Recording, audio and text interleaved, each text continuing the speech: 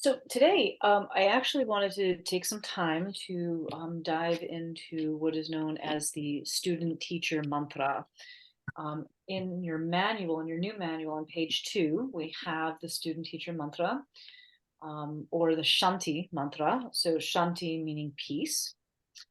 And this is a very lineage rich tradition in the Kripalu tradition, and I'm sure in many other traditions as well. What's very interesting about this mantra is the idea of it being a relationship between the student and the teacher. Hello, Chelsea. Glad you're here. A relationship between the student and teacher, allowing that to be one of peace. So sometimes it's called the Shanti mantra, sometimes it's called the student teacher mantra. We've always known it as the student teacher mantra in the Kapala tradition. What's very interesting about this is that there are three segments to this mantra. We have what we call the Sahana Vavatu segment, which is the first. Then we have the second, which is known as the Asatoma chant. And then we have the third, which is known as the Guru mantra. So what's fascinating is that this mantra is actually three mantras in one. And the Kripalu tradition kind of put these three together. So I'm going to share with you the how the Kripalu tradition puts all of it together, and then I'm going to show you how it is also separated, because sometimes people will be like, oh, I know the Asatoma chant, and I didn't know that there were other parts to it, or I know the Sahana Vavatu chant, but I didn't know that there were other parts to it. So I think that what makes the lineage very unique, and the path towards acharyahood, is that all of these three segments have been put together. So I'm going to screen share with you, and have let me take this down. So I have a PowerPoint. I just want to see. Go. Almost there.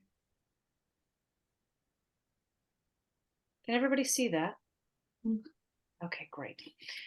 So there's an importance to this student teacher mantra, and we have it in this kind of final segment of our time together here on this level 2 path, because it's really where we start to get very deep into the teachings. And so these two quotes here are what Babaji, Swami Kripalu, has shared about the importance of the student teacher mantra. So the first is, one of the most important tools in the path of yoga is the practice of mantra, the repetition of potent Sanskrit syllables for enlightenment. Although one can interpret the literal meaning of a mantra, since it's composed of letters and words, the mantra sound itself is as important as the meaning. Mantra is a very specific type of sound. You could call it a divine sound or the language of God. It is a language that takes you beyond thought to the source of life itself. And repeating mantra actually purifies a seeker's mind. It also bestows good health, fame, wealth, and longevity. Mantra is the real medicine for humanity. So I thought that was a very powerful quote about this, because not just the words of the mantra, which in your manual are translated for you, but also just the potency of the sound itself when it is chanted, that has this purification effect. And that's what makes Sanskrit as a language very unique in nature. So if you, in this coming year, at the end of 2023 and the beginning of 2024, are looking for good health, maybe you're looking for some fame, wealth, or abundance, and longevity, these mantras are very potent in doing that. Babaji also said that during the advanced stages of meditation, the intense yogic fire induces mantras to arise spontaneously and automatically from the practitioner's mouth. This is referred to as Anahat Nad. And when we get together in December in physical space, I'm going to share with you the recordings of Babaji's Anahat Nad, his spontaneous mantra chanting that came as a result of his very intense sadhana. And this is all the divine mantras manifested through Anahat Nad, which means divine sound. And since the sound comes from a divine source, it's not only considered a mantra, but a form of the Lord himself, or however it is that you interpret God or the universe. So when a yogi or a yogini arrives at the source of all languages through mantra, they become one with God. And so when we look at this relationship between the student and the teacher, it is not just like me as the teacher and you as the student, but it is also our relationship with the divine. And that through this mantra, we have the ability to actually become one. And that is what is very different as it relates to this lineage and the idea of Tantra yoga versus traditional kind of classical yoga. And we are actually going to start with classical yoga with Patanjali's 8-limbed path. But classical yoga is very much divided into the space of there is God and then there are humans, and the two are not the same. When Tantra came into effect, it said, no, that's actually not true. We all have divine source inside of us. So by that sheer fact, we are God. And that bumps up against a lot of folks as it relates to, especially coming from a traditional Judeo-Christian ethic. It's like, oh my God, you could never call yourself God. That's blasphemous. But the reality is that, yeah, exactly. Tip the Headley. I'm with you on that one. The Boise Guru gave a little chuckle too. So I hear you there, Chelsea.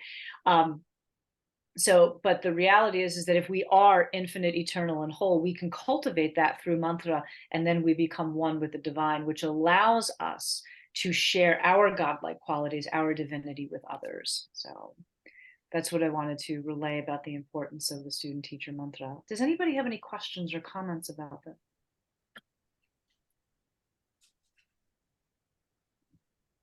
Okay. So I'm going to share with each of you. These are my two teachers. This is Jovina Chan and this is Devarshi Stephen Hartman. And the two of them are the ones that taught me the student teacher mantra. So I am going to play how they sing it. And they play it with a harmonium and the whole thing in a very classical way. You can follow along with the Sanskrit here, and I will share these links with all of you. So if it's something that you want to start practicing and listening to, you can do that. So what I would recommend is either you can look at the page that has the mantra on it, so you can become familiar with the words and the cadence. Or if you just don't really want to do that, you just want to close your eyes and listen, you're welcome to do that as well.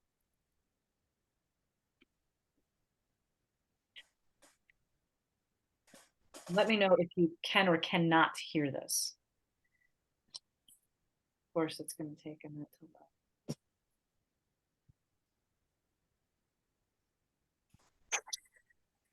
Wherever you are, come into a comfortable seat, sitting up tall and straight, and close your eyes, preparing for the teacher-student mantra chant.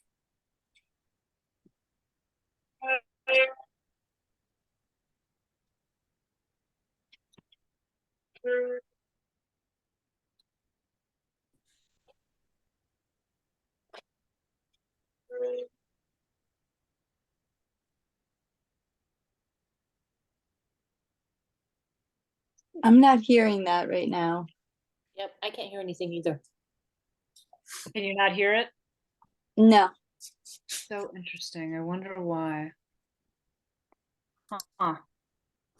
I heard it initially, but not once, the harmonium. No. You know what? I'm going to try one other thing. Let me escape out of this. As a backup, I did the YouTube rather than within the PowerPoint. Let me know if you can hear this. Wherever you are, Come into a comfortable seat, sitting up tall and straight. And close your eyes, preparing for the teacher-student mantra chant. Can you hear it now, Bonnie? Yes. Okay. Now it cut out. I think the music is not compatible with like the You think what? speakers. You don't think it's compatible? There's something about like maybe the tone of the music that is like not working with the speakers. Okay. Okay.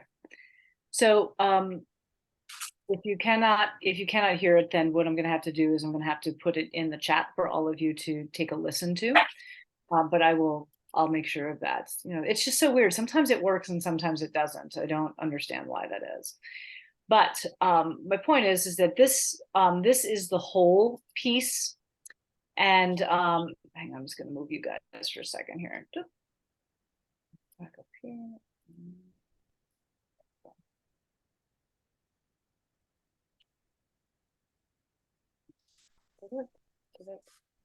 So this is the whole piece, and then this is also this can also be broken up into the Sahana Vavatu. It can be then broken up into the Asatoma chant, and then it can finally be broken up into what is known as the Guru chant.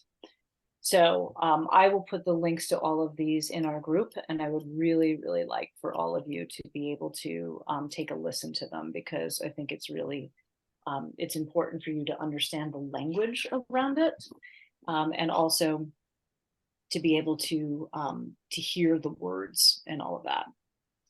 So hi, Jamie, I'm glad you're here. Me too. I'm glad you made it, yay. Let's see, so, yep. Hi, Megan. Glad you're here. All right. So, be water. Okay, we're going to start out with this before we go into some of Patanjali's work and creating the relationship with us. So, if you have your Be Water book, we will be referencing some of this today. My first question is how are you liking it? The first couple of chapters. Feedback and thoughts and ideas about it. Would love to hear. I'm enjoying the book. And I'm starting to enjoy the podcast more. That first episode was rough for me, but these aren't new concepts to me per se, but I enjoy the flow and the way they're being presented. Yeah, it's good. Cool. Excellent. Excellent. Anyone else? I found myself sitting in a little bit of judgment. And maybe judgment's not the right word, but I had I know nothing about him. And so when I started reading it or started learning in the first episode of the podcast, I'm like, oh, I didn't realize that he died in his 30s. Yeah. He was a kiddo. Yeah. And so then I was like, well, what does a 30-year-old know? Like, I just immediately was like, oh, judgment. And then it was like, okay, wait. And then for her to be the person sharing, like the podcast was really helpful because I was like, she was 4, she doesn't know anything. But then through I found the podcast really helpful to be able to understand kind of her perspective, which I think is very valid. But I just didn't know what I didn't know. But I think the writing is, I was like, okay, what is it about this that you don't think you can learn from, whatever. So that was a fun little breakthrough to have.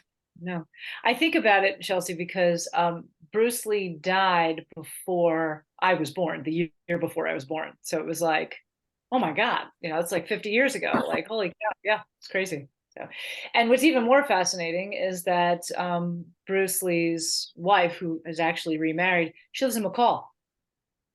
What? She used to live in Boise. Yeah, she's living in Boise. She lives in McCall now. Yeah, pretty crazy. So yeah, which would make her, she'd be in her 80s now. She'd probably be in her 80s now. Yeah, because he died 50 years ago and she was late, I think early 30s at the time, late, or she's at least in her 70s, probably about 75, 76 years old now. Yeah. So pretty crazy. Other thoughts or comments about the book, the podcast, etc. And yes, like the first initial podcast, like it's just kind of setting a stage and all that. So I understand how that could have been a little rough. Mhm.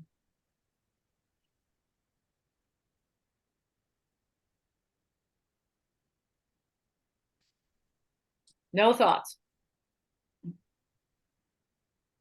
I'm enjoying the book. I like that it's accessible and relatable. So I like that about it. Sounds good. Thanks, Jen. So this opening quote here with Be Water, do not be tense, but ready. Not thinking, but not dreaming. Not being set, but flexible. It is being wholly and quietly alive, aware and alert, ready for whatever may come. What does that mean to you?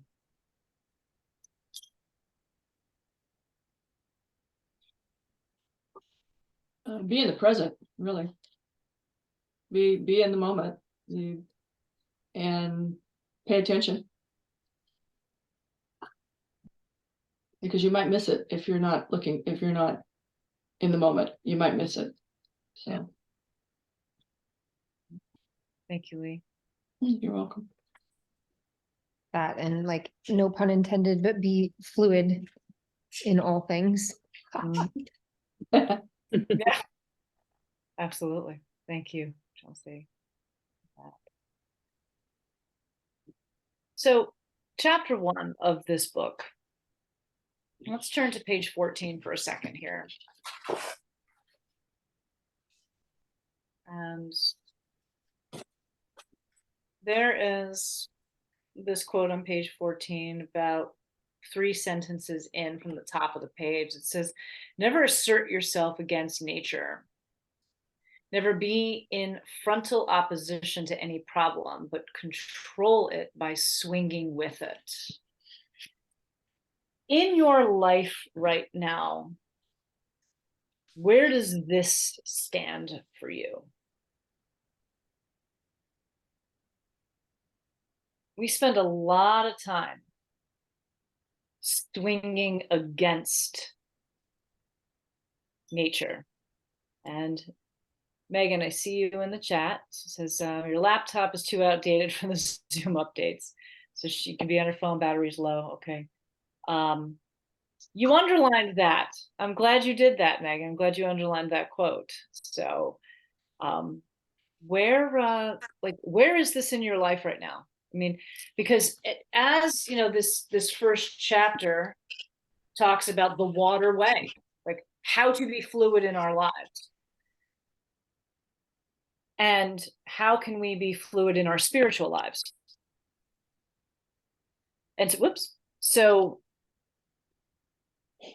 are you asserting yourself against nature all the time? Or are you going with the flow? Or, you know, where does this stand for you personally?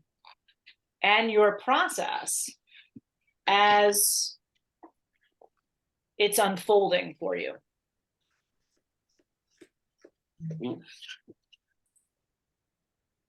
Are you just, Oh, Hey, go ahead, Megan. Megan. I was asking, are you just prompting the question for reflection, or are you actually asking us? I'm asking it. I'm asking it.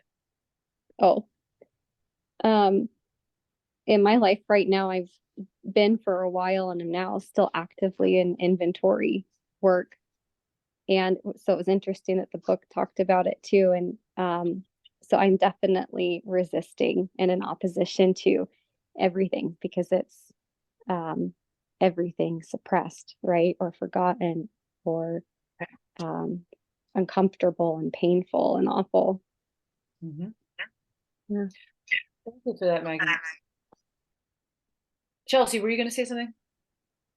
Yeah, I in having some like pretty big decisions, making some pretty big decisions in the last couple of weeks in my life, I feel like a friend of mine reflected something to me, and it was, ask yourself the question, like, were you led here, or were you like striving and pushing against to get here? And if you can always feel like you were led or guided, or like you relaxed into where you are, then you're probably in the right place. But Nice. when you're just the word of like not aligning or not pushing against, or what was the thing? There was something about being in, oh, like frontal opposition, right? Like that's such an aggressive way of saying that like all the decisions that I make are better when I just chill and am guided. Love that. Jamie, how about you? Where do you land with this? Um,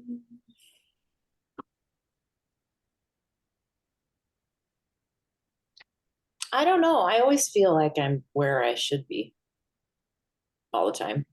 But I think that is because don't uh I don't judge where I am, I guess. I don't, fuck, I should be further, I should be this, I should be that. I just really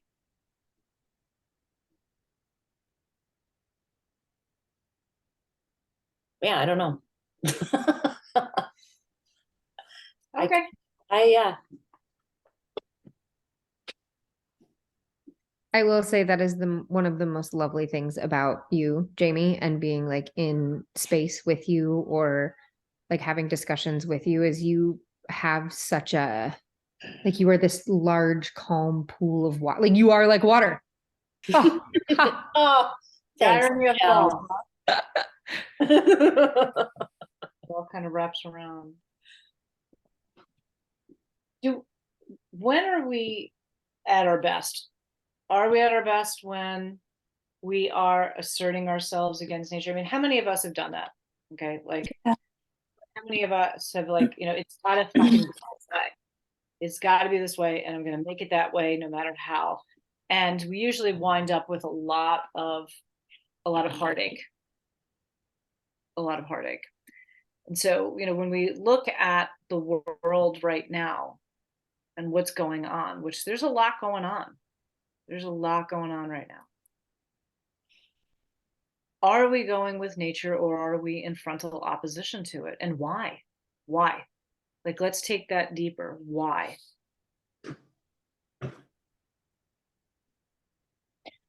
I feel like the only reason to be in frontal opposition to something is because you don't want to accept a certain set of circumstances. And sometimes that's really deep and really authentic. Like, I'm in opposition to a lot of shit that's going on in the world right now, but I'm not in control of it either. So,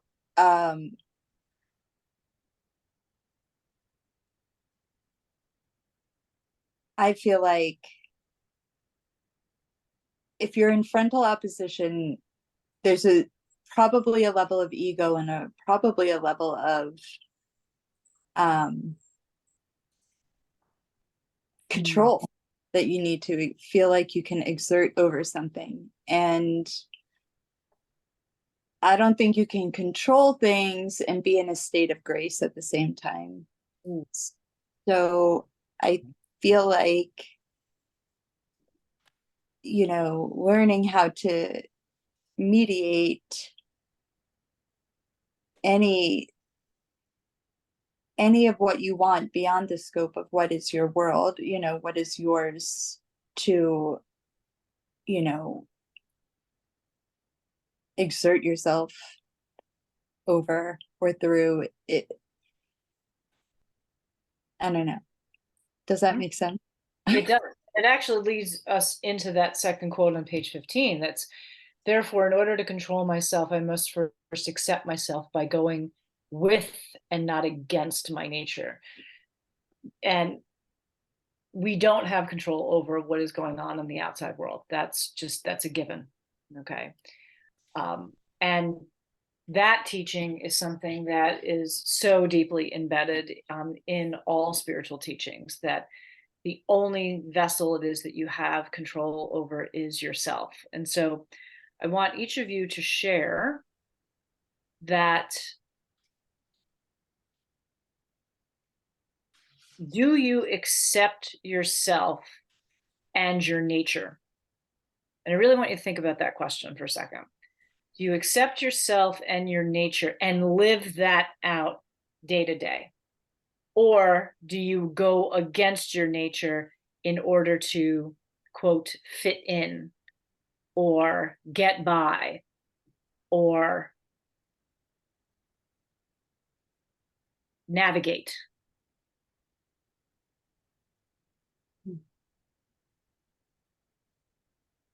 I want you to think about that for a minute.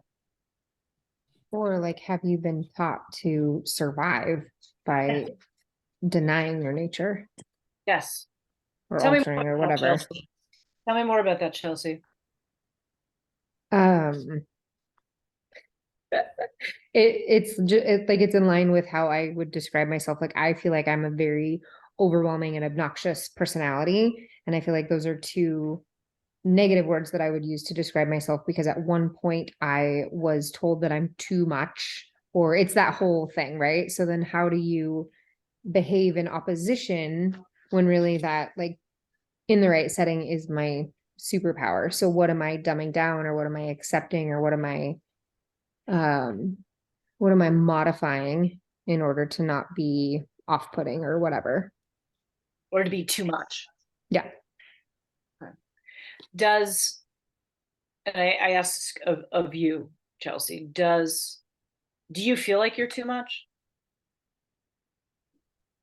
In the moment, no. Like, I feel like it's just that I'm a really passionate person, and I think I have some immaturity in my personality that when I am overly passionate, I'm overly passionate. And after the fact, I can see where I'm like, oh gosh, I probably should have, like, and it, like, not detrimentally so, but that's a good question. I feel like I would prefer not to appear tone deaf by being an overly passionate person. But I think what I'm actually talking about is like the things where you being you in your immediate family, or you being you in, societal constructs, is not acceptable as is. And so you like diminish and dumb down, or you change in order to not have negative feedback. So I'm gonna further this question. When you are, and I'm gonna use your words, overly passionate, does that feel natural to you? Yes. So then why would you tone that down?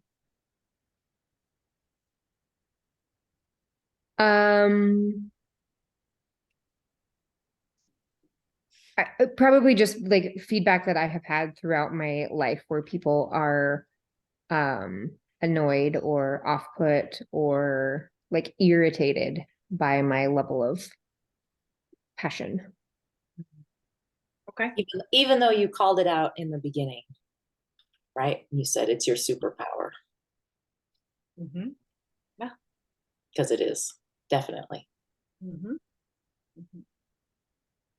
Let's talk about superpowers, because I like that. I like the way that sounds. I like the idea of accepting and controlling myself, but accepting myself with and not going against my true nature. So, Lee, what's your superpower?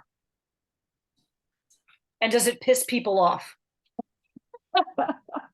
That's really what we're talking about here, right? Yeah. Talking about, like, part of this whole process of the development of your spiritual self, of the path of the Acharya, et cetera, is you have to accept yourself for who it is that you are, and it's gonna piss people off. And that's the cross section. What do you do then? It always pisses people off because that's what they see in you that they want. Oh, Yeah.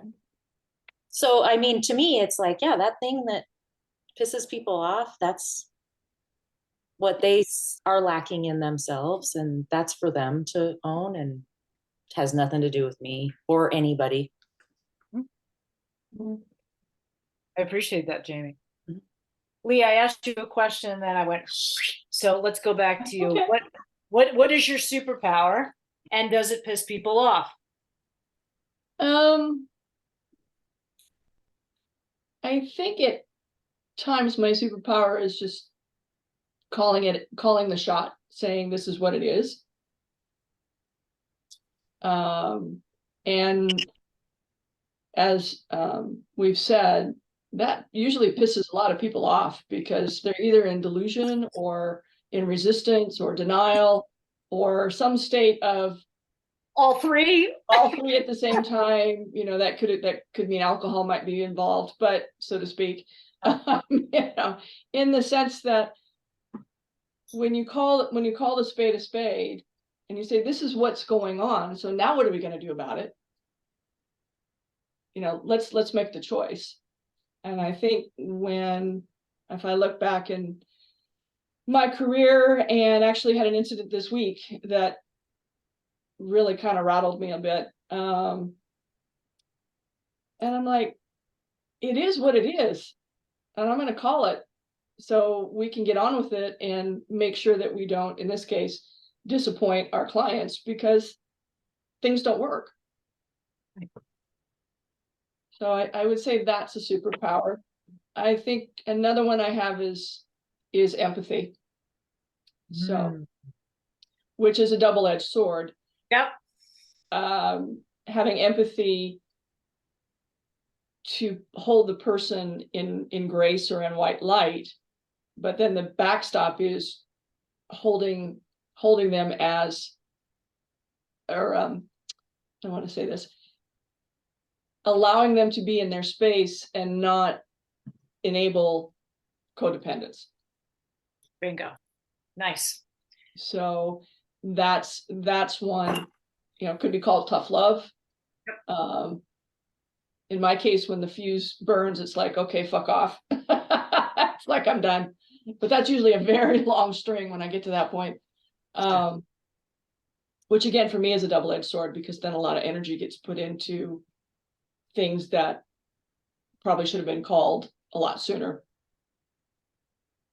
In terms of, do I want the relationship? Yes or no? Or do I want to stay in this situation? Yes or no? So. Yeah. And when you are calling things as they are, when you are in your empathy, does that feel natural to you? Oh yeah, very much so. Yeah. And so, just as I asked Chelsea, why would we pull it back, right? I think for me, when I pull it back, it's probably because I've gotten that feedback of, Lee, why are you being so aggressive? Because it's a little bit out of character for me in terms of the way people experience me at times when I kind of go into that mode. And so they're caught off guard. And then the blowback of, well, how dare you call a spade a spade? And you didn't fit the model that they knew you as. Yeah. Right. So awesome. Bonnie, what about you, boo? What's the superpower and does it piss people off?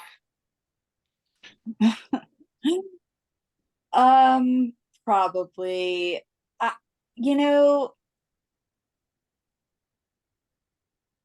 I don't know that I've really touched on the superpower of my present moment. But I know that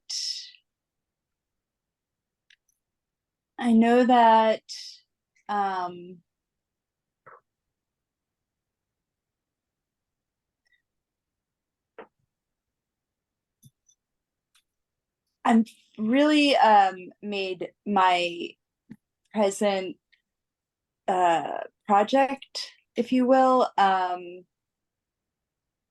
moving away from making it easier for other people to accept when they fuck up. Does that make sense? I feel like, Bonnie, that doesn't make sense to me. I don't understand that. okay, so Provide example. I pretty much find myself as a product of the parental memo that raised me was like, you should be seen but not heard. All of those sorts of shitty patriarchal platitudes about being just nice and not ruffling feathers, and if you don't have anything nice to say, don't say anything, that kind of thing. Which, you know,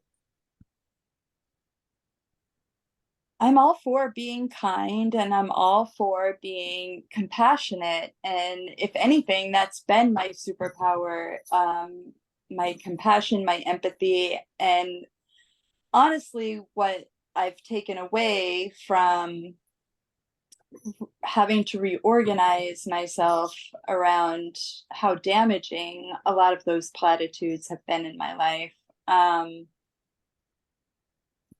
What I'm only just beginning to figure out what to do is how to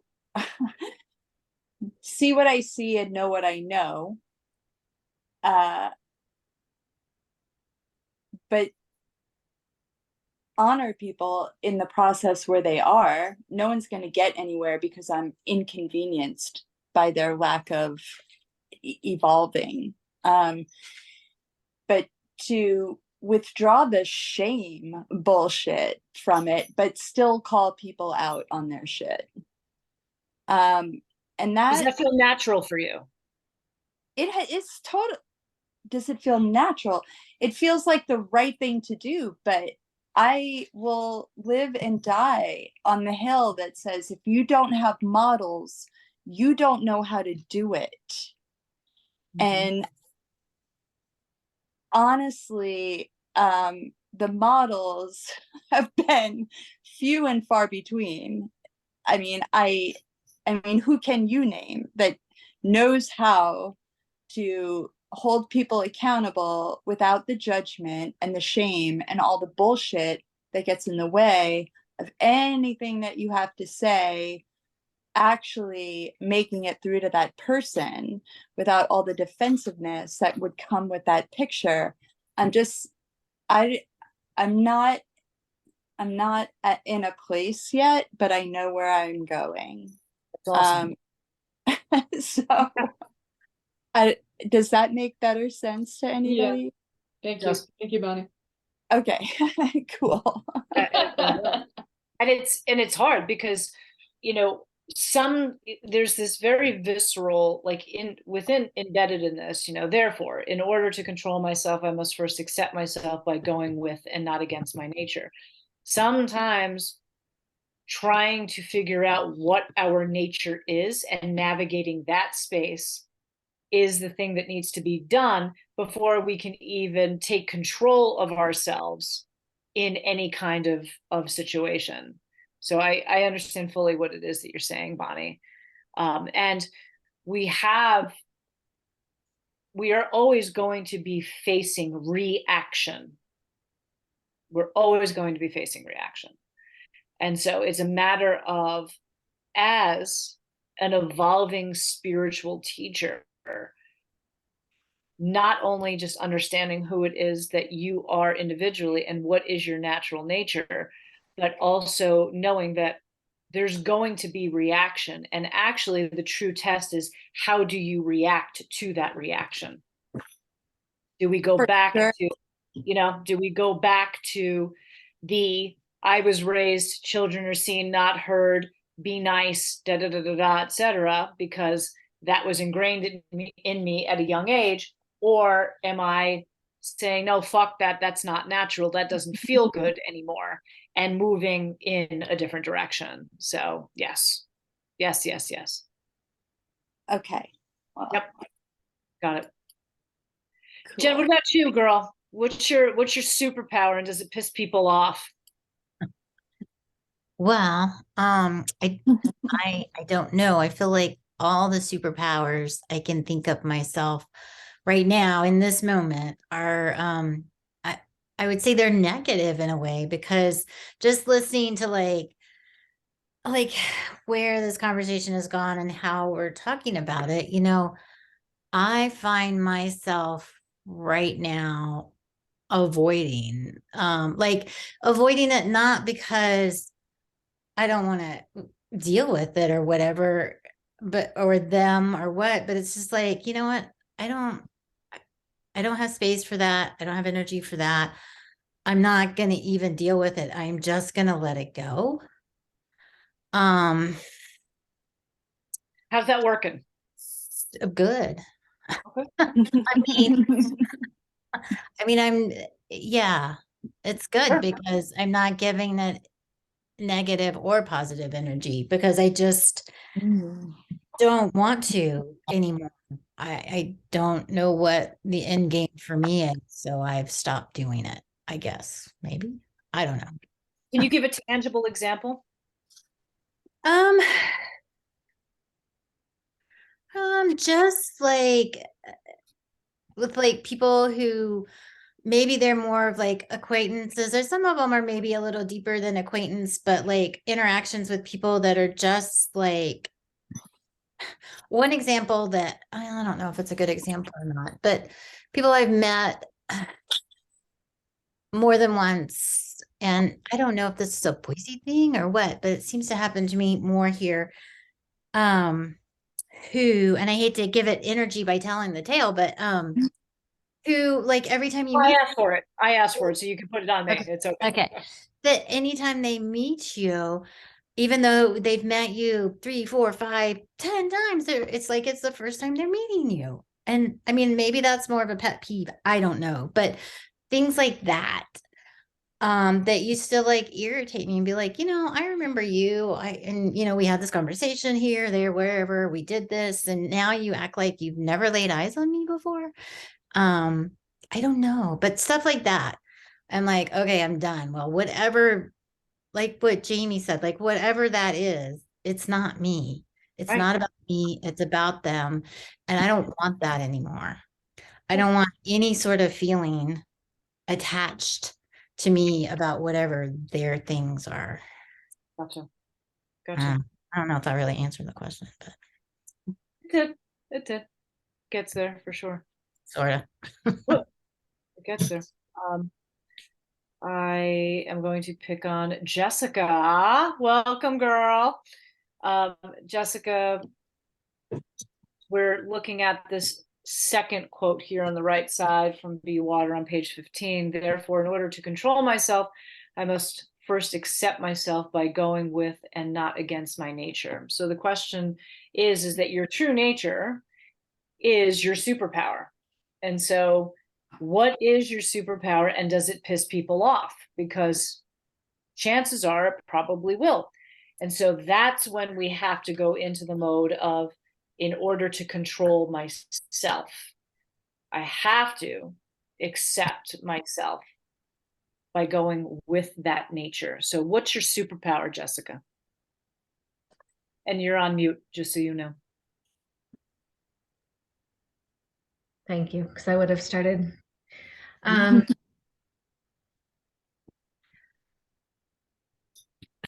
think that my superpower, in part, I'm not totally sure what the right word for it is, but I think in part it is accommodating other people and empathy. And I don't mean empathy in the sense of like, I'm just so nice to everyone. I don't mean it like that, but I feel like I am I'm always open to other people and not really centered in what I personally want or need, and therefore very willing to go with the flow and be water, like be fucking water, like but the soft water, not the hard water. Like I think I need to build the hard water, and I think that for my entire life, that hasn't pissed people off. In fact, people love that. People really like it that you're an accommodating person that goes with the flow. Most people really applaud that. And even if not applaud it, I mean, I think maybe actually people don't applaud it out front, but when it suits them, they take advantage of it and they love it and they like it. And so I would say that my challenge is not so much that my superpower pisses people off as it is Piss you off. it needs to piss me off. And I think, in certain situations in my life, more in the present, I've started pissing people close to me off who know what's going on in my life, who are like, Jesus fucking Christ, like, take some fucking action, like, do what you need to do. And I'm really struggling with that because, for a number of reasons, but partially I'm not really centered in myself and like, what do I want? And partially because I'm worried about everyone's feelings and what's going to be the least disruptive to everyone. And so in that sense, I think that my nature is starting to piss people off who still love me and like understand that this is really hard for me, but who are like, all right, enough. You need to like take some action. Okay. Thank you, Jessica. Megan, I see half of your face. There you go. Now I have a full face. Lovely. And you are on mute. There you go. Okay. I just walked in. I think maybe at least more lifelong consistently, I'm a very deep and abstract feeler. And the way that is expressed and out of me and how I communicate, I think pisses people off because also I'm a little bit off my rocker because they don't understand. I think people don't get frightened of what they don't understand. And I think it pisses them off. At least I've experienced that. And then I guess that's what I'm trying to articulate. I get hung up on trying to express the deep and abstract aspects when they just don't come through. Thank you, Megan. Appreciate that. Jamie, did we get to your superpower? No, but mine's easy. It's ease. Tell me that. Tell me more. It doesn't have to be hard, and we are a culture that thrives on success equaling hard, and I don't think that that's true. I think our life can be and is full of ease if you allow it. I love that. I love that. And I also think that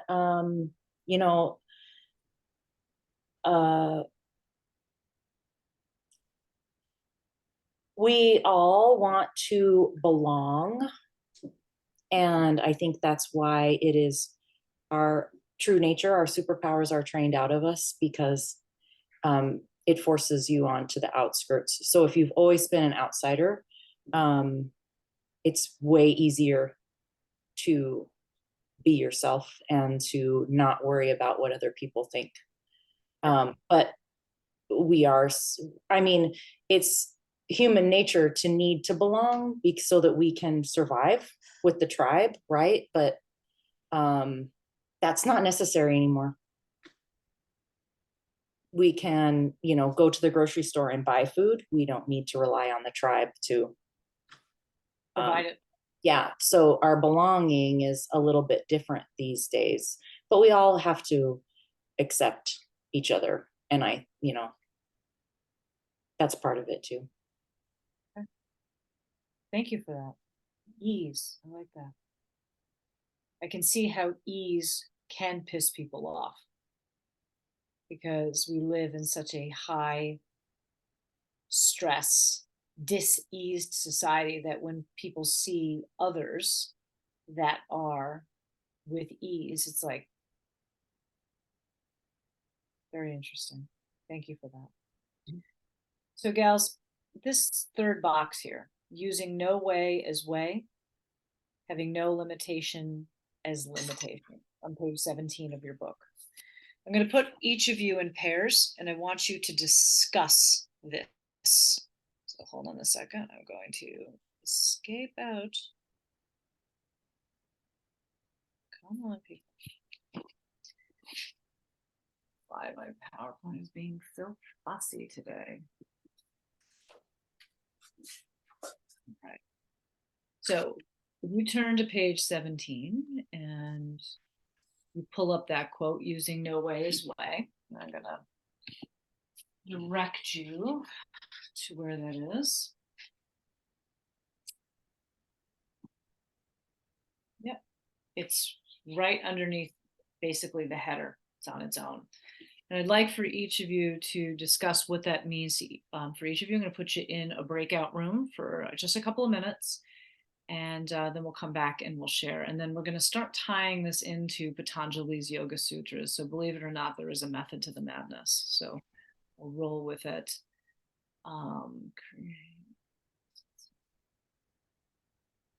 Right.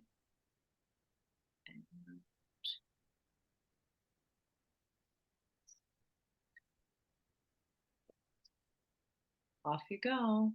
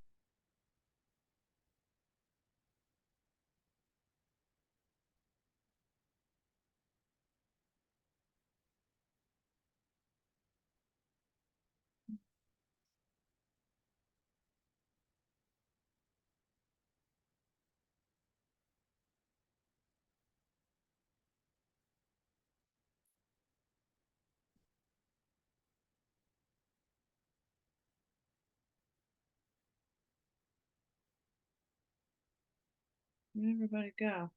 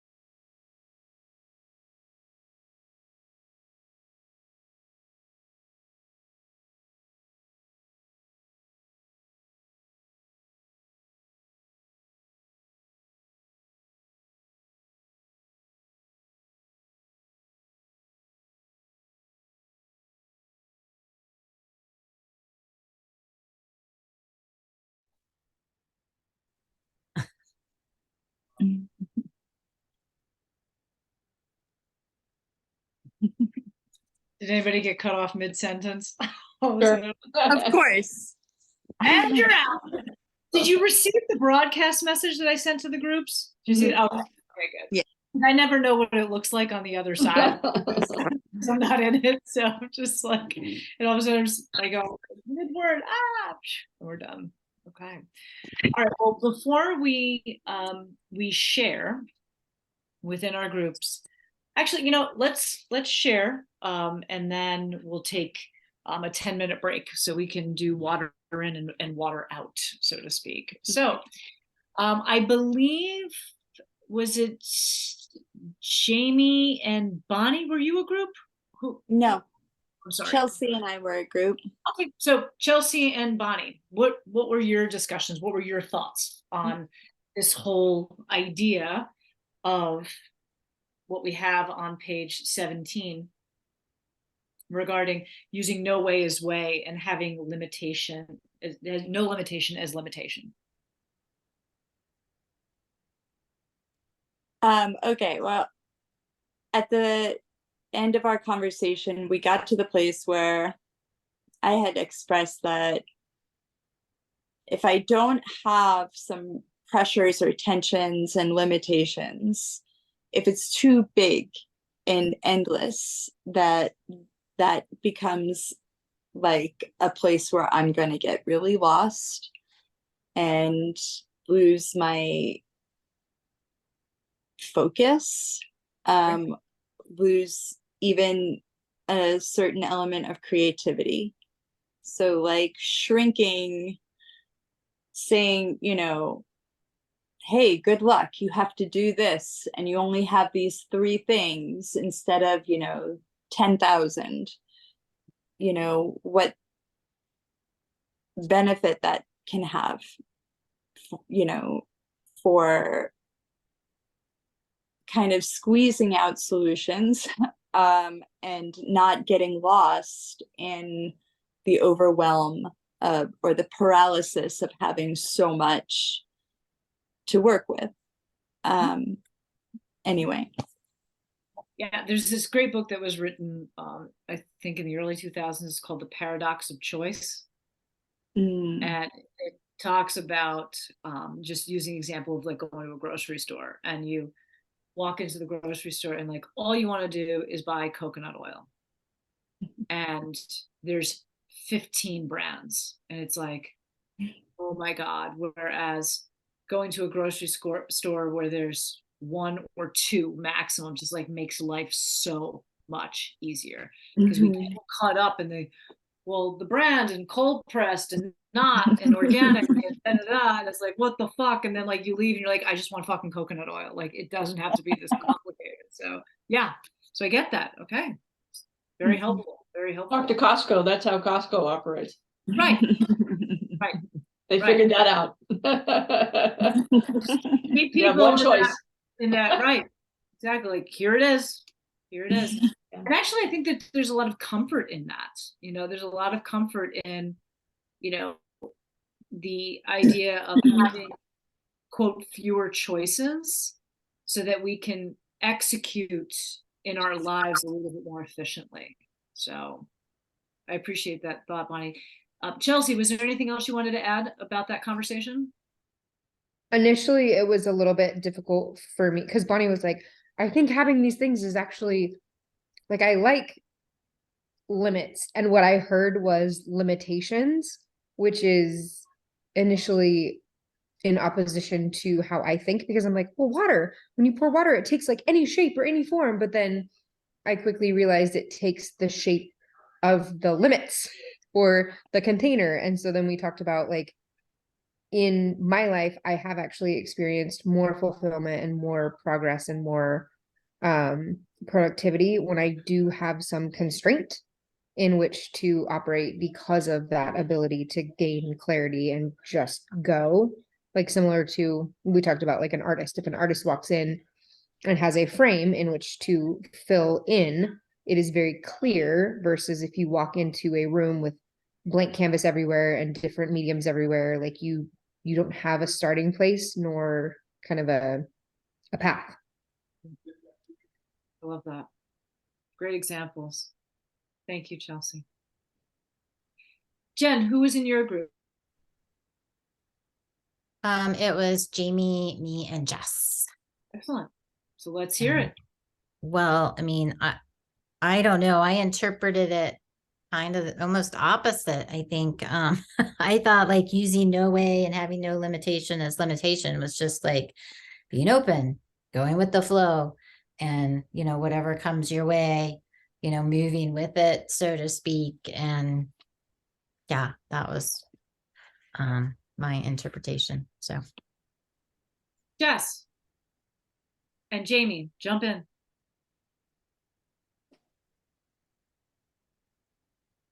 You're still on mute, Jess.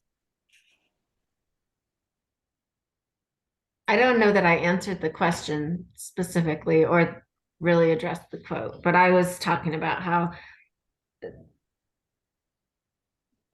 I don't know if I communicated it correctly, but this book feels, I used the word obvious, but that sounds negative, and I don't mean it that way at all. I mean it really positive. This book resonates deeply with me, but Natural. I think it feels really natural. Yeah, it feels like this is how I live, and it's kind of affirming and like, yeah, this makes total sense to me, but it doesn't feel like my mind's blown. Like this is revelatory to me. It feels really like, yeah, this is the way it is. So that's kind of what I was riffing on. And I don't know that I answered the question specifically at all, but that's where I was at. Appreciate that. Jamie. I don't know. I was stuck on what Chelsea said, because for me, if I walk into a room and I'm told to put something into a frame versus have the whole room with limitless opportunity, that the constraints is harder for me to work with versus the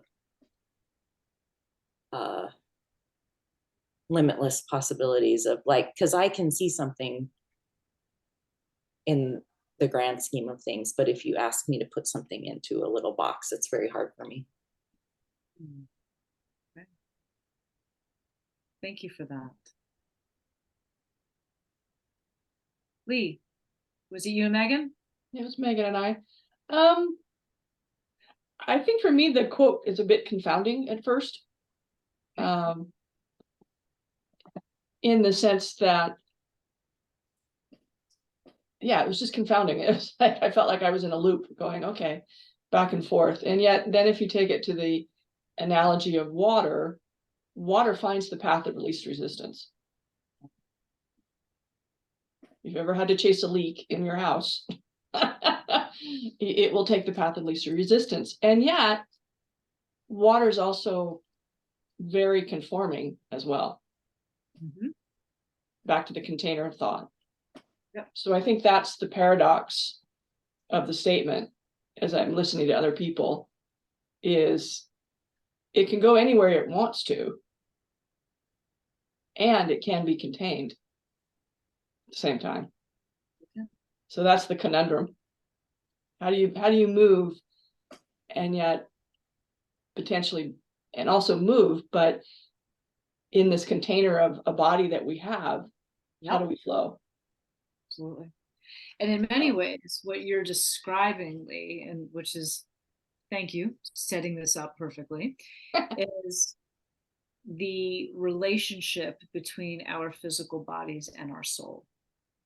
And the soul is limitless, and at the same time, it is contained in this manifestation within this physical body. And so how do we operate in both of those spaces, especially if we are on a spiritual path moving towards becoming a spiritual teacher? How do you allow the expansiveness and the light of the soul to be able to shine through with these teachings, with leading by example, with showing up, etc., in a physical body or a physical manifestation that can also be restrictive in some ways? How do we use the restriction as limitlessness? And how do we do the reverse as well? So you're tracking exactly onto that space. So Megan, other thoughts about your conversation with Lee regarding this quote? Yeah, after we left the break room, I realized, we both kind of had to unpack it at first a little bit. And it just, on the other quote on the other page that we'd read, to be in frontal opposition to any problem and controlling it by swinging. That's in part in my nature, our nature too, just as much as water is. Absolutely.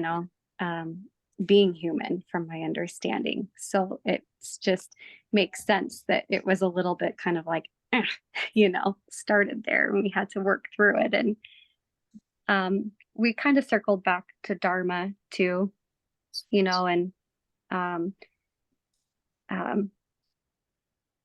I think just like where the feeling of the resistance and limitation comes up, maybe just be an indicator of how to restart, the whole always becoming, always unfolding lotus flower beginner's mind that all intersect with flow is just like, because it doesn't, otherwise you're taking path, it will be silly to expect that, once you start to flow, it's going to keep going that way. It's, and it made me think, I didn't mention it in our breakout room, but it made me think back to our book on the untethered soul and how the ego always wants to have walls, always wants to have a way, always wants to have it figured out. This is the path. This is the path. I need a path to feel safe. I need a story to feel safe. I need walls and some straight linear line to know and to identify, and the goal is to notice it and release it as it's building, which I liked when it talks about in the next chapter, the emptying of the cup. Yes. There will always feel the cup, especially as we're full, and that's just what came to my mind too. Thank you, Megan. Thank you for connecting it back to the untethered soul. That's very cool. I appreciate that very much. All right. Well, gals, we're going to move into Patanjali's Yoga Sutras, just like the first part. But let's take a break. It is 7:22 on my clock. Actually 7:23 now. So why don't we come back at 7:35? Water in, water out. I will put the recording on pause and we'll Battery. So if I die, I will get on my phone.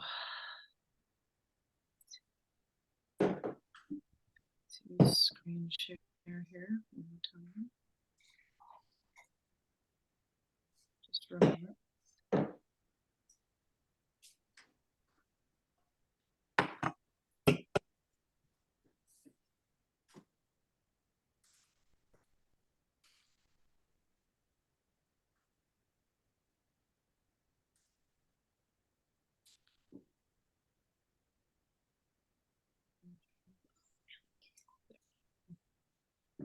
So if everybody can turn in their manual to page 3, I'm going to jump into Patanjali's Yoga Sutras and start tying some of these things together to the best of our ability this evening. And then, of course, we'll pick up in December when we come together. So page 3, Patanjali's 8-limbed yogic path. Jamie, could you read that first opening paragraph for us? The practice of yoga is an art and a science dedicated to creating union between body, mind, and spirit. I think you might be on mute. I am? No, I can hear her. Oh, okay. I'm sorry. It was me. It wasn't you. My fault. Yoga assists the practitioner in using the breath and the body to foster an awareness of ourselves as an individualized being, intimately connected to the unified whole of creation. In short, it is about creating balance and establishing equanimity to live in peace, good health, and harmony with the greater whole. This art of right living was perfected and practiced in India thousands of years ago, and the foundations of yoga philosophy were written down in the Yoga Sutras of Patanjali, Got it. somewhere between 200 BCE and 200 AD. This sacred text describes the inner workings of the mind and provides an 8-step blueprint for controlling its restlessness to enjoy lasting peace. No. Bonnie, are you okay to pick up there, or I'm experiencing difficulties. no problem. That's okay. That's okay. No problem. We'll Actually, I might be okay now. Okay. The core of Patanjali's Yoga Sutras is an 8-limbed path that forms a structural framework for yoga practice. See Pada 2, Sutra 29, Gita, Chapter 6, Sloka 3, Gita, Chapter 4, Sloka 28. Upon practicing, sorry. Just in case you needed references. So. Yeah. Upon practicing all 8 limbs of the path, it becomes self-evident that no one element is elevated over another in a hierarchical order. Each is part of a holistic focus that eventually brings completeness to the individual as they find their connectivity to the divine. Because we are all uniquely individual, a person can emphasize one branch and then move on to another as they round out their understanding. Jessica, can you read the next part for us? Who? Jessica. Okay. In brief, the 8 limbs or steps to yoga are as follows. 1, yama, universal morality. 2, niyama, You got it. niyama, personal observances. 3, asanas, body postures. 4, pranayama, breathing exercises and control of prana. 5, pratyahara, Nice. control of the senses. 6, dharana, concentration and cultivating inner perceptual awareness. 7, dhyana, devotion, meditation on the divine. And 8, samadhi, union with the divine. You are just a Sanskrit expert. Well done. Those are often very tricky words. So can you finish that paragraph for us, Jess? The first 2 limbs that Patanjali describes are the fundamental ethical precepts called yamas and the niyamas. These can also be looked at as universal morality and personal observances. Yamas and niyamas are the suggestions given on how we should deal with people around us and our attitude toward ourselves. The attitude we have toward things and people outside of ourselves is yama. How we relate to ourselves inwardly is niyama. Both are mostly concerned with how we use our energy in relationship to others and to ourselves. Excellent. Thank you. So let's turn to page 4. At the top here, we're going to focus today on just the yamas, but I want to read this first portion because I want to tie this into what is said in the Be Water book. So Swami Kripala says that yama niyama build a person's character so thoroughly that by sincerely practicing them, one ceases to be an animal, grows into a real human being, and can even transform into the Lord. Although their practice is arduous, fear is unwarranted because we are required to practice yama and niyama to the best of our capacity.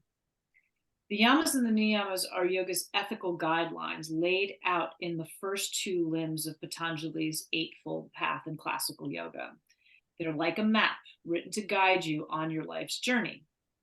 The 5 yamas, or self-regulating behaviors, involve our interactions with other people and the world at large, and they include ahimsa, nonviolence; satya, truthfulness; asteya, non-stealing; brahmacharya, non-excess or abstinence or celibacy; and aparigraha, non-possessiveness or non-greed. So these principles are how we interact with other people. These are the larger picture. This is the larger canvas. This is the soul's purpose. This is how we interact with the outside world and how we allow or don't allow our soul to shine through. So in the Be Water book, of which I want to grab, I've lined up each of these yamas with one of the pieces that Bruce Lee talks about as it relates to being water. So with ahimsa, it's talking about nonviolence. So we're gonna leapfrog a little bit. What I would like to do is I want to skip down in the manual on page 4 and talk about the yamas in each of their detail, the first 5, and then we'll flip-flop between the manual, between Patanjali's Yoga Sutras, the actual text itself, and our Be Water book. And so we may or may not get to all 5. That's fine if we don't, because there's a lot here. And so I want to make sure that we take our time in doing this, because it actually is a very critical part of the whole spiritual teacher process. In really understanding these. And I know that some folks here who have gone through yoga teacher trainings before have heard the yamas and the niyamas, and the intention is not to quote unquote bore you with anything, but rather to reinforce and to shed new light on how the 8 limbs, but specifically tonight, the yamas are integrated into our daily life. Because when we talk about how we interact with the world, what is our superpower? Does it piss people off? How can we cultivate that so that it is natural?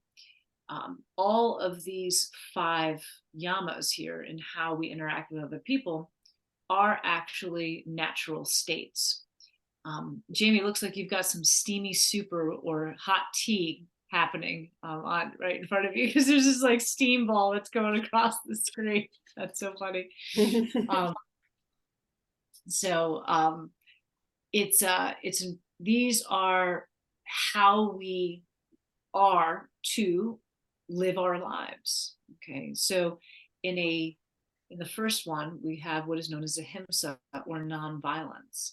And that is matched up with the whole idea of being aware, of creating awareness that Bruce Lee talks about in the Be Water book. So if we skip down on page 4, we can see the yamas are detailed as universal morality. And in Patanjali's Yoga Sutras, the book that you've received, and I'm going to grab mine, so I have it on the shelf here.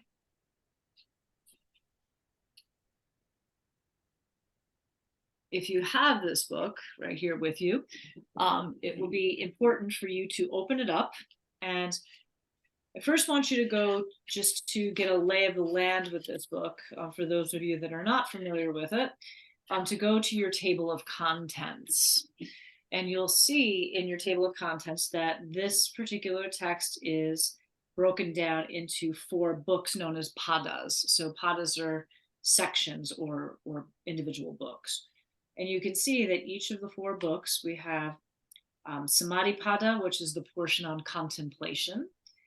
Book 2 is Sadhana Pada, or the portion on practice. You're familiar with that word, sadhana. Book 3 is Vibhuti Padna, the portion on accomplishments. And the 4th book is Kaivalya Pada, which is the portion on absoluteness. So what does all of that mean? The way that Patanjali Sutras are mapped out universally, which takes into account the 8-limbed path that we are going to dive into, is each of the sections take us from where we are as a beginner acharya, as a beginner spiritual practitioner, a developing spiritual teacher, takes us from where we are and leads us down a blueprinted path that has both structure, it has the inside of the canvas, and also has this universal wide open space where anything can be created. So there is this relationship between being an embodied practitioner, but also the idea of soul liberation. And so when we talk about what we've discussed so far this morning regarding, okay, I want to have a wide open canvas, but at the same time, I also need some limitations so that my choices, I don't feel like I'm all over the place, etc. Patanjali's Yoga Sutras really starts to map that out for us in the process of becoming a spiritual practitioner. And so when we look at the Samadhipada, the portion on contemplation, this first book, and I'll just give you a snapshot, this first book, or this first section of the first 76 pages of this text, is talking about what is going on in the mind of a new beginner practitioner. What are the things that are contemplated as coming into something like this? It's like, one day I have decided that I want to take up the path of yoga. And so what are the questions that I'm coming to the table with? And what are going to be the key things along the path that I'm going to contemplate? Which then leads us into the teacher giving us practice. And so the teacher in this case is Patanjali. And so we go into book 2, which is Sadhanapada, or the portion on practice. So right there, it is already anticipated. You're going to come into this with questions and things that you're going to contemplate. And what is the best way to start getting answers to those things? That is by beginning to do a practice, by doing a sadhana. You know, all of you have done these practices for a couple of years now. You have done your dinacharya. You have incorporated practices into your life that allow you to be not only in a state of inquiry, but also to start putting those questions that you have into practice and saying, let me experiment with some of these things. So Patanjali Sutras already knows. I mean, this is a 3,000-year-old text. And guess what? People haven't changed. People have not changed. We think that we are just so smart and so advanced, etc. People 3,000 years ago still had the same fucking questions. They were, who the fuck am I? What the hell am I doing here? How am I supposed to act while I'm here? And then how the fuck do I get out of here? Okay, so, and that's really what a lot of Patanjali's Sutras starts to map out for us. So you're coming into this world with a lot of questions. You're coming into the role of the acharya, or the teacher, with questions and things that you're contemplating. And then we have to start doing some practices to start working out what those questions and contemplations are. And then as we start doing those practices, things get revealed to us. All of a sudden, it's like, oh, that's what that is. Oh, this is where this is connected, etc. And that's where book 3 of Vibhuti-pada comes into effect. It's the portion on, quote, accomplishments. We start seeing that the questions that we have, when we start doing practices to help us answer those questions, we get answers. And we start seeing like, oh, wow, if I do this, then this is revealed to me. You know, it's no different than when, hey, I'm going to the gym every single day. And, you know, my contemplation is, how do I get fit? And then I start practicing and I go to the gym every single day. And then all of a sudden, 6 months down the road, I see, wow, I have a muscle. That's incredible. So maybe more than one, you know, I'm going with more than one, but, you know, we start to see that it's like, you know, how do I get fit? Oh, well, you know, then somebody says, well, you know, you should go to the gym and clean up your diet and stop drinking alcohol and all these kinds of things. And you start practicing and practicing and practicing and practicing. And then you start to see, quote unquote, the fruits of your labor. Like, wow, okay, this actually fucking works. What do you know? And so that's what the portion on accomplishments starts to relay.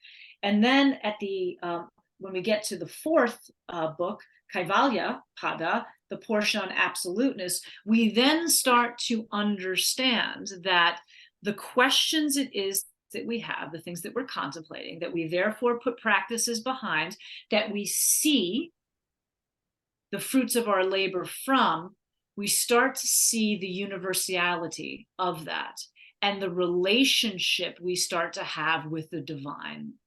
So that we then start to realize, like, wow, okay, I'm getting these answers from these practices. I'm seeing change, and I'm now growing further and further down the path into a spiritual being. And I start to see my relationship with nature. I start to see my relationship with the divine. I start to see my soul as infinite, eternal, and whole.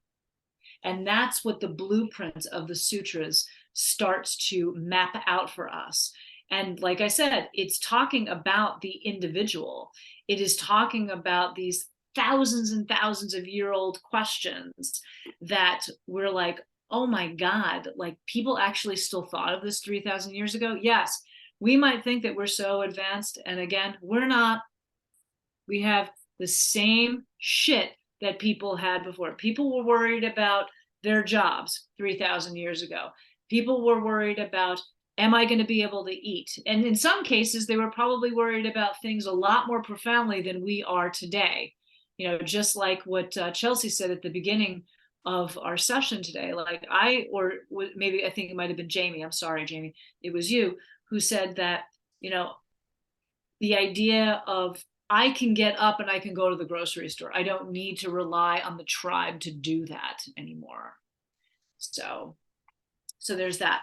Before we start diving into the actual yamas, and I'm gonna stop sharing right now so all of us are on the same screen. I'd like for you to go into your Yoga Sutras, and I'd like you to go to Pada 1, Sutra 1, the first one, the absolute first sutra. Okay.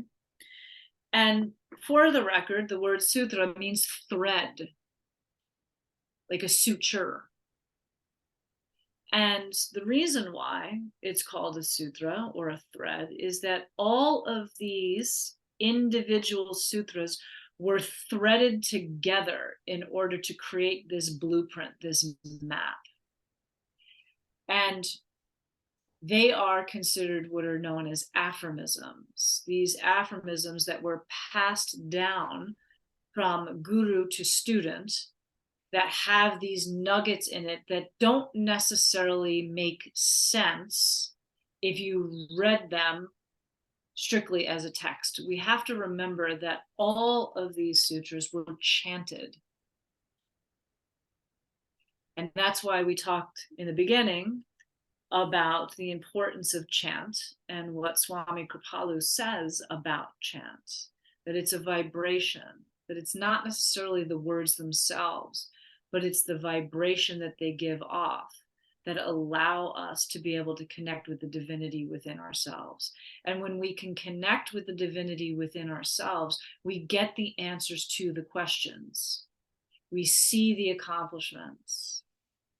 And then we can see ourselves as divine or connected with the divine. And Bruce Lee, through the words of his daughter in Be Water, is teaching us the same thing, just in a modern context. Bruce Lee was a Taoist. You know, the Taoists and the Hindus and the Chinese, you know, of all Buddhist traditions, etc., and the Jains, they all partied together. I mean, it was like the same fucking shit. It really just doesn't even matter.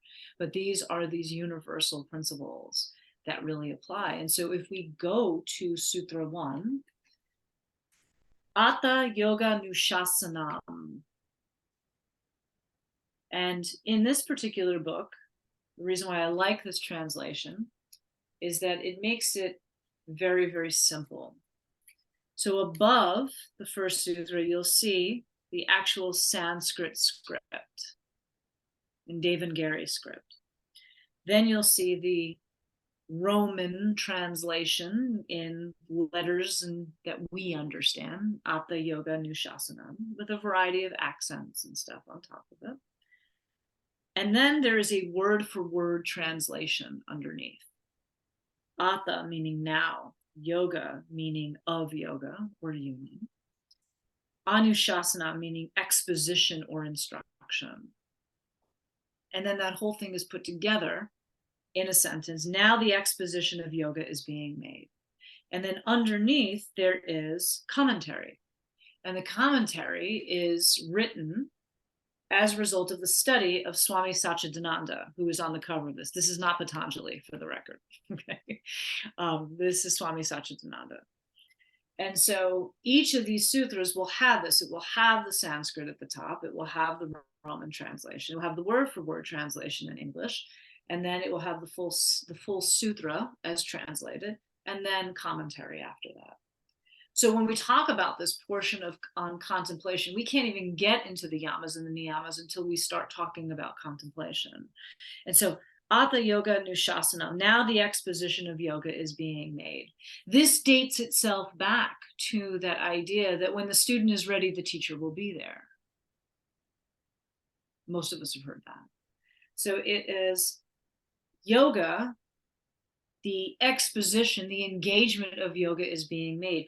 When we first have the question in our mind, and this goes back to AWP1, of who the hell am I?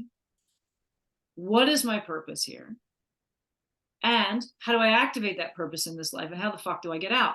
When we have those questions, that is when yoga is being engaged. So like all that stuff that we have in our world right now of like, oh, it's like these funny little postures and can I stand on my head and all that stuff, like that's fantastic. That is one small branch of the much larger picture. The idea of yoga, the exposition of it is being made now. Once that inquiry comes into our minds, we immediately are engaging in yoga. What it also denotes is that yoga is a present moment activity. It is not something that has happened in the past, and it is not something that happens in the future. It is a present moment activity. So I always crack up when I hear people say, I'm going to yoga. I'm going there in the future. I'm going to yoga class, etc. And I understand, the language we use in order to get ourselves by, etc. in the world. But the reality is that what this denotes, according to Patanjali, is that yoga is a present moment activity. When we are fully engaged in the present moment, we are engaged in yoga. Yoga means to union, to yoke, to come together, to bring the physical body and the soul together. Purusha and Prakriti. Any questions about that so far? Interesting, not interesting? Don't give a shit? Like, tell me.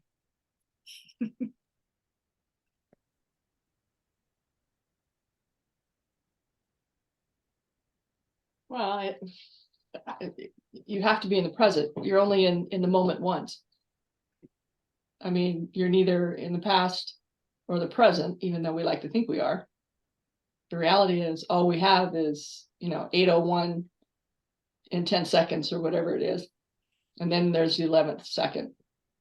And so, when you think about yoga and the practice, if you focus on the moment and be present with the moment, you'll get the most that you can out of it, or the most that is available to you at the moment, at that time. I mean, I'm on a physical journey right now that's almost becoming a wee bit obsessive, but that's okay. Oh, it's good. Good. It's good. And if you're not gonna, if you're handling 50 pounds, you can't be thinking about your grocery list, otherwise you're going to kill yourself. Yeah. Yep. Or even if it's 5 pounds, you're going to hurt yourself, whether you drop it on your foot or whack yourself with it. You can't be anywhere else but in that moment. Correct. If you want to do it, ideally if you want to do it correctly. But so that's a very profound number one. It sort of hits us upside the head that says, all you got's right now, so wake up. Right. So absolutely. Exactly, Megan. She wrote, and just to back you up, Lee, Megan wrote in the chat, always in sadhana, always in practice, and always in the present moment. And I love what you've said, Lee, because it reminded me of what Chelsea said at the beginning of our discussion today, that making big decisions, when I just chill and I'm in the present moment, the answer comes. We're so worried about getting the answer that we're missing the entire fucking point. We're missing the point. Anushasana means exposition or instruction, because it is not mere philosophy that Patanjali is about to expound, but rather direct instruction on how to practice yoga. So this is actually like a no nonsense kind of text. It's like, dude, like cut out the fat and like, let's get to it. Mere philosophy will not satisfy us. We cannot reach the goal by mere words alone. Without practice, nothing can be achieved. You have to practice. It has to be something that is fully presently engaged all the time, always in sadhana. Because if it's not, then it's just wah, wah, wah, wah, wah, like Charlie Brown's teacher. This sutra leads us to number 2, which is probably the most famous of all of the sutras. Yogas chitta vritti nirodha. Yogas, chitta, of the mind stuff, vritti, modifications, nirodha, or restraint. Nirodha actually means more than restraint. It actually means to extinguish. What is the Buddhist word for to extinguish that looks like nirodha? Anyone want to venture a guess?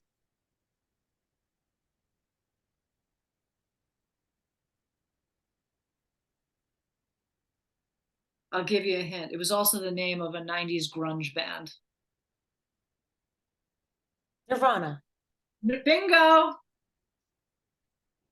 Nirodha and nirvana come from the same root. Nirvana means to extinguish. And so the restraint of the modifications of the mind stuff is yoga. It actually means more than restraint. It means to extinguish. So the modifications of the mind stuff. So the mind stuff is your chitta. Okay. We'll often say in yoga, get your chit together. Okay. Get your mind stuff together. Okay. But the vrittis are the fluctuations of the mind. It's the monkey mind. The vrittis are the thing that, oh my God, I need coconut oil and there's 15 brands. What do I fucking choose? Versus like, here's 2, choose 1. And so when we can extinguish or restrain nirodha or nirvana, when we can extinguish like a candle these fluctuations of the mind, then we're in the present moment, and that is yoga. So yoga is not only a present moment activity, and this is a tall order.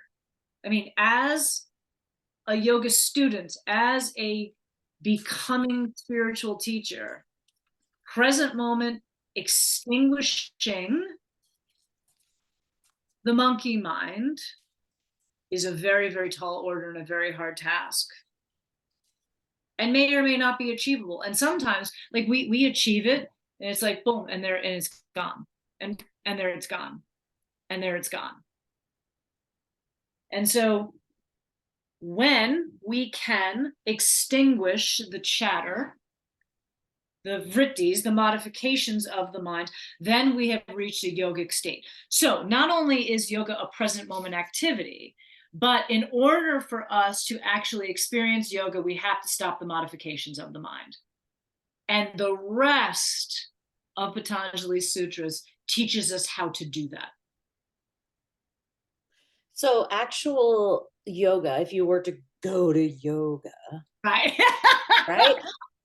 Go Like, to yoga. Would be a different flow every time, so that you are not doing a routine. You are listening and being in the moment to hear what comes next instead of anticipate what comes next. Correct.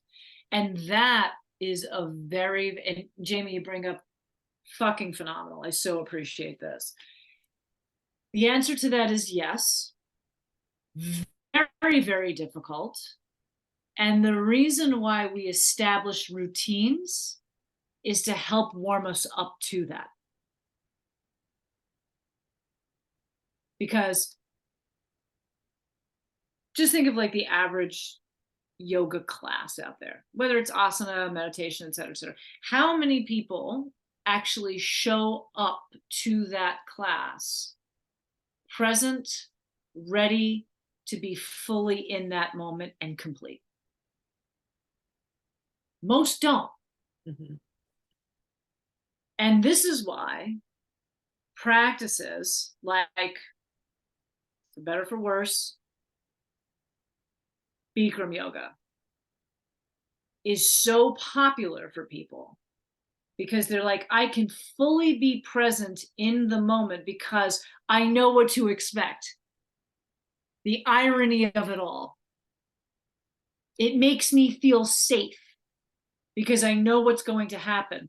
The true test of a spiritual teacher is to be fully safe regardless of the circumstances, because you can be water.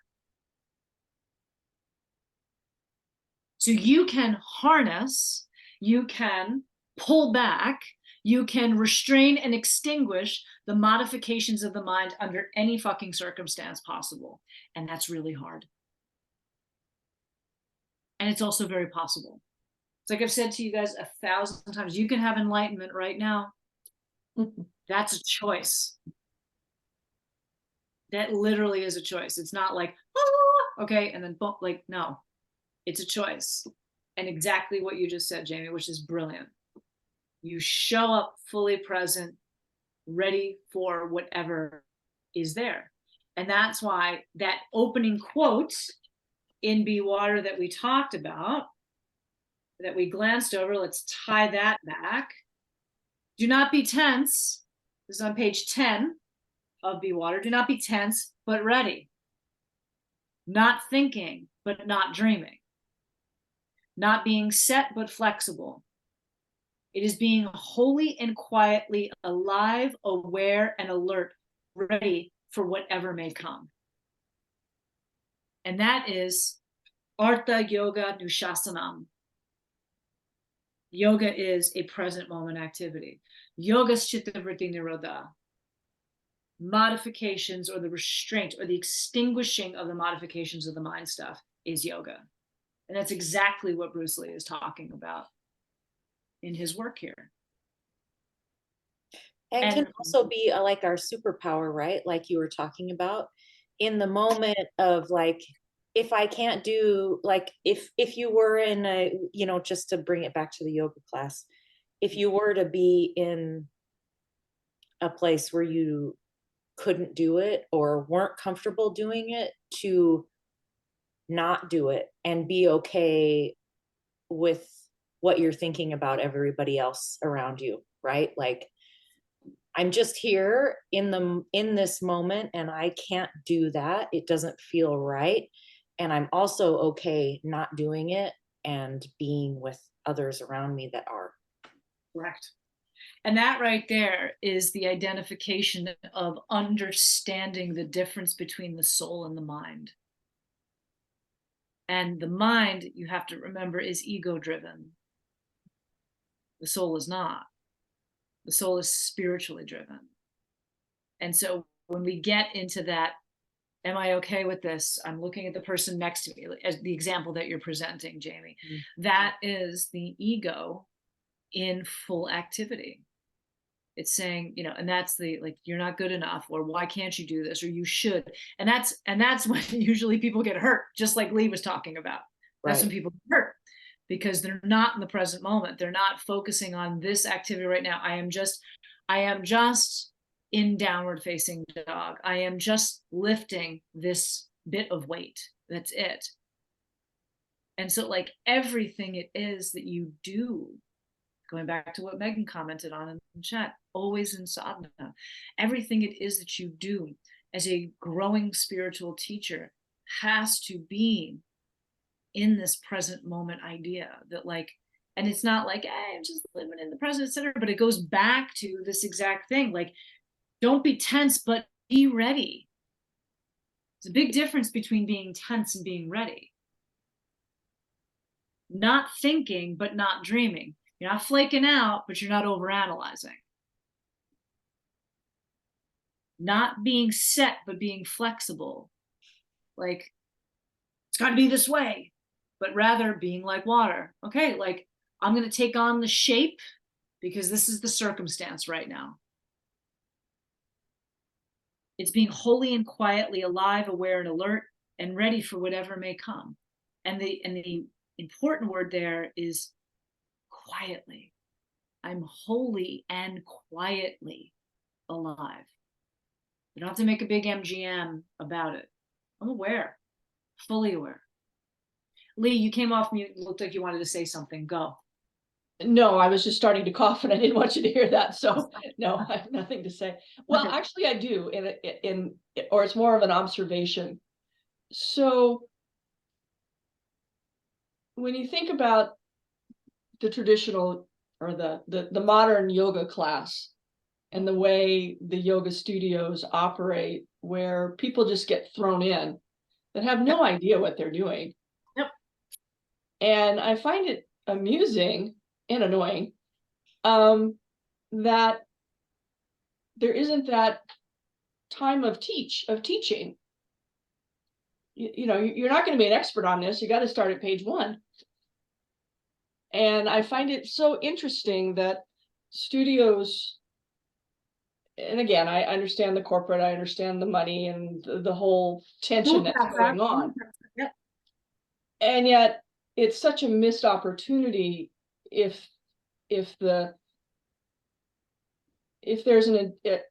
person who's decided to do a yoga studio wants to be of service, to be of help, to not teach the people that are coming in. It's terribly annoying to me. It's almost disrespectful to call it yoga. Well, and what you're starting to realize is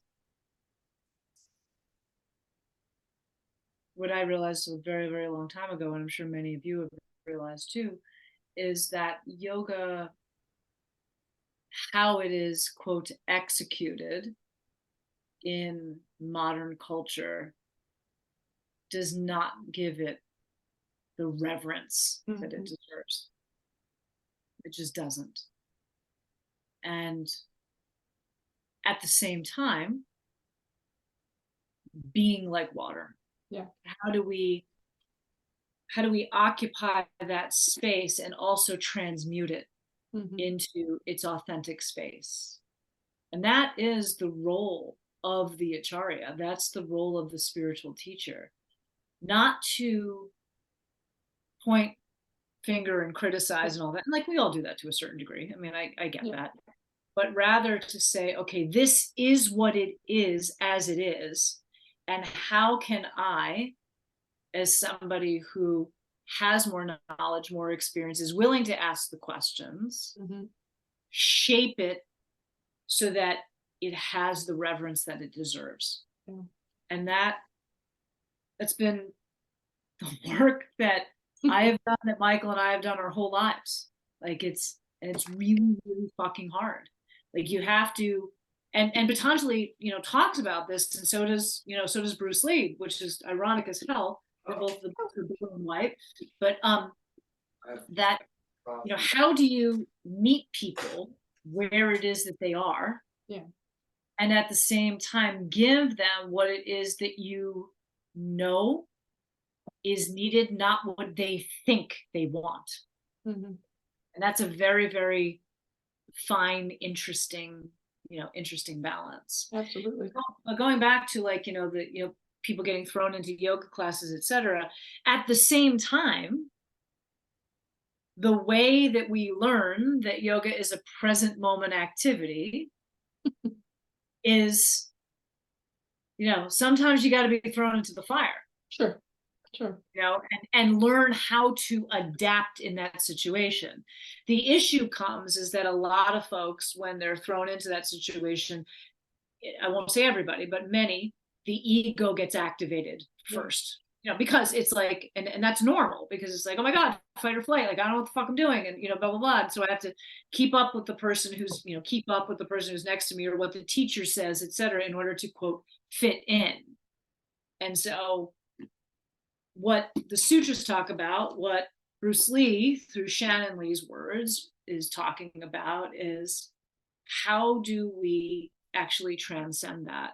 How do we take into this as a learning process and allow ourselves to be both expansive and also limited, in and out, recognizing the soul's operation and the ego's operation? And I don't know if that answered your question, but, or your thought, but. No, I think it's just, it's that paradox, or it's that,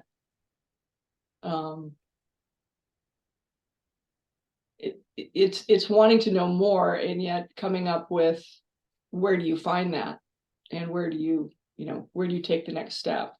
And it's just, to me, it's such a missed opportunity for these studios, not necessarily to get really heavy into it, but that there's a discipline there. There's a way to do this. I mean, I was taught the other day how to actually do the downward dog correctly, and I'm like, where has this been all my life? The whole life. You know, and it was like, well, this is so much easier, and dang, this is freaking hard, because you just try to sustain it in the proper form, and your body's going, what the? Right.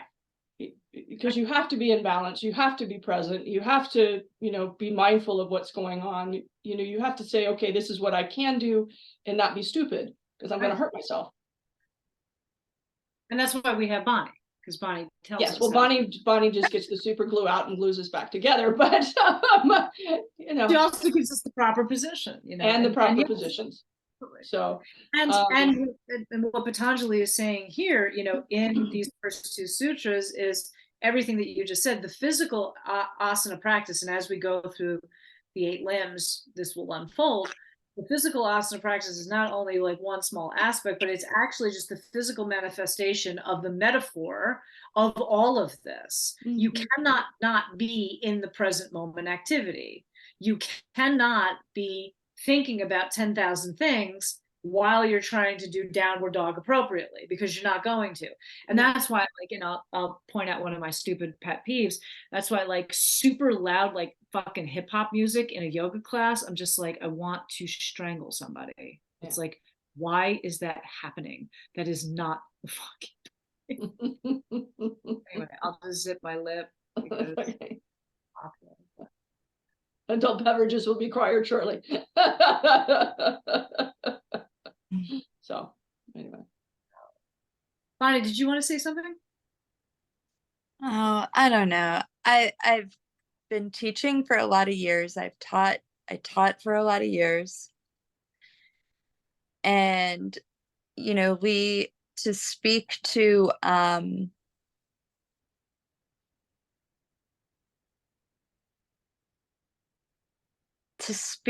that gap, let's not forget that yoga here is done not in yoga, but in capitalism. Yes. Oh, absolutely.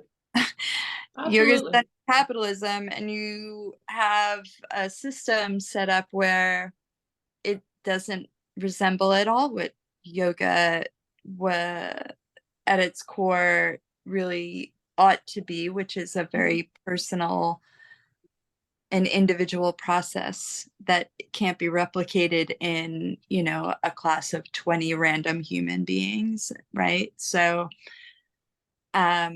it's fucked up. I don't teach more for that reason. But even when I was still teaching, and I decided I needed to reel in my teaching style to be, I just teach people how to do mountain, and we do mountain in every pose, and that's all we do. And people got really fucking bored. They're like, I don't want to do mountain. I want to do what they're doing on YouTube. Right. And it's not, it's a cluster.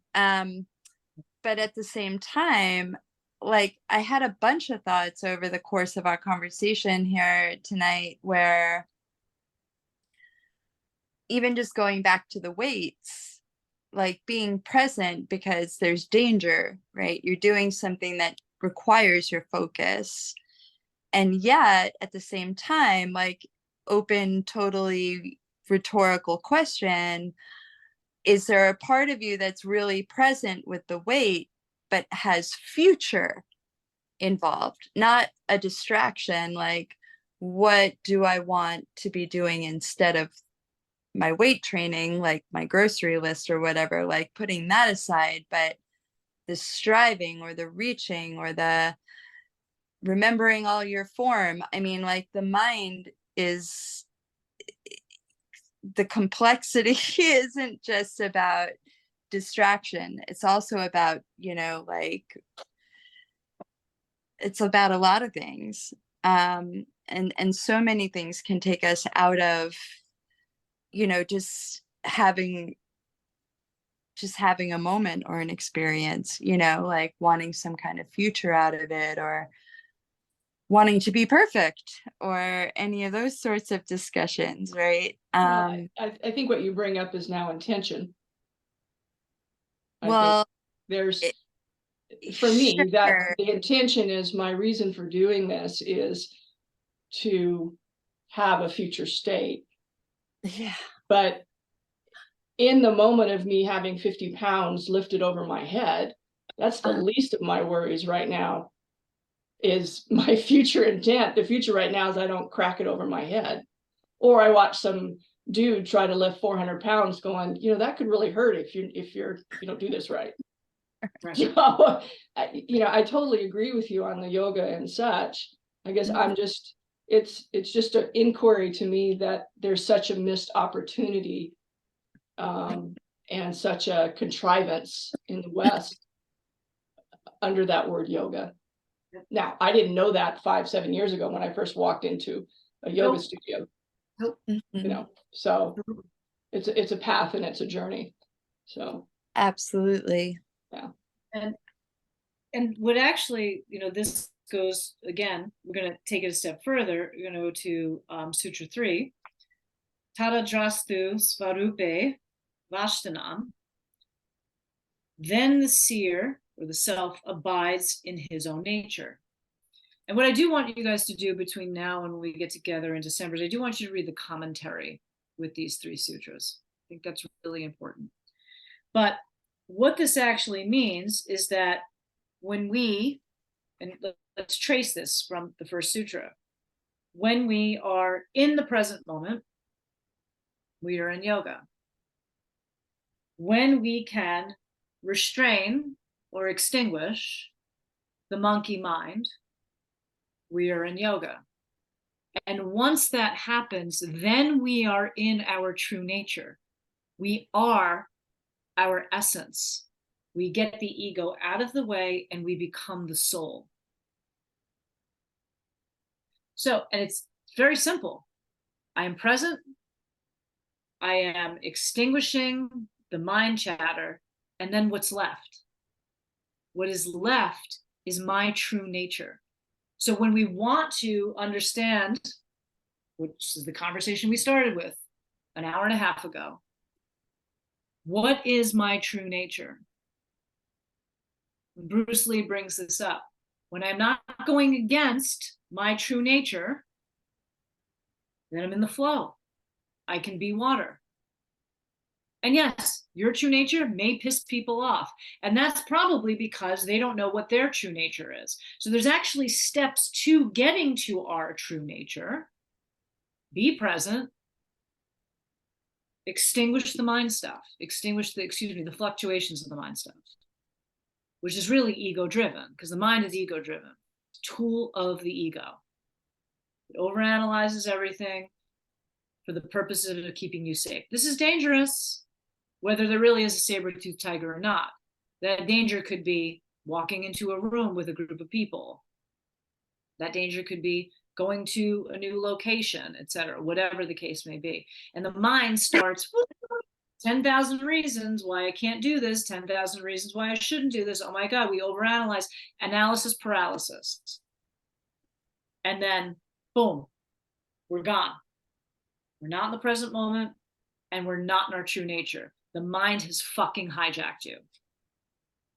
So you can never get to your true nature if you are thinking that, well, if I think about what my true nature is, then it'll be my true nature. Yeah, no, you just totally fucked yourself right there. Like, no, you cannot think yourself into your true nature. It is what your essence is. It is what your soul is, and you have to allow it just to flow. So if we are present moment, if we extinguish the mind stuff, the chatter, then we have stripped ourselves down, and we are abiding, we are being in our own nature. Our true self shines through, the soul comes through, which then allows us to be on the path. So those first 3 sutras of Patanjali, which matches up with Bruce Lee's, like, hey, when you're in your true nature, when you know the soul, everything's okay. You can be water, you can flow, you can take on the shape, but you have to know what your true nature is, so that as you are just flowing with the circumstances, etc., you're also not compromising that, because you're allowing yourself to let the soul guide you. Once you allow the mind stuff to hijack your soul, you can't flow. Then you start to become a chameleon, which is very different. Does that make sense? Mm-hmm. Thoughts or comments?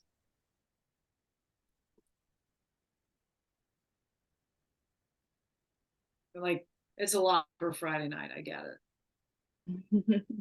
I like it. I think it's the struggle of who we are as human beings. Right. I mean, that's the struggle. Absolutely. Like, being human is fucking hard. But this is the thing. The thing is that also being human, it is said in the scriptures, I'm not sure I 100% agree, but it's said, and I'm going to go with it, that being human is the highest state of consciousness. We have the ability as humans. Now, that's debatable in current life. Okay, I won't go there. A lot of humans walking around. I'm not sure there's a whole lot of accompanied consciousness with it. We're going with it. Okay. The good news is that we have the ability to be the highest state of consciousness, which means that the only thing that is above is transcendence. And Patanjali maps that out. What are the questions? What are the practices that will get you answers to those questions? When you get the answers to those questions, you'll see how life unfolds. And then you will realize this universality that you have of connecting with the divine, that you are God. And that's the whole point. We are remembering. We are remembering ourselves back together, back to that soulful space. And in the meantime, we have to flow like water. It's intense. There's a lot to it. There's a lot to it. So I just want to pull this up one more time. This little jam here. So we start out with Patanjali's 8-limb path with the yamas, this universal morality. And this actually, because if you look in your manual, you will see that all of this is in book 2, Pada 2. So if you go into your sutras, you go to Pada 2, sutras 30 through 31. So just flip to book 2 and find sutra 30 and 31.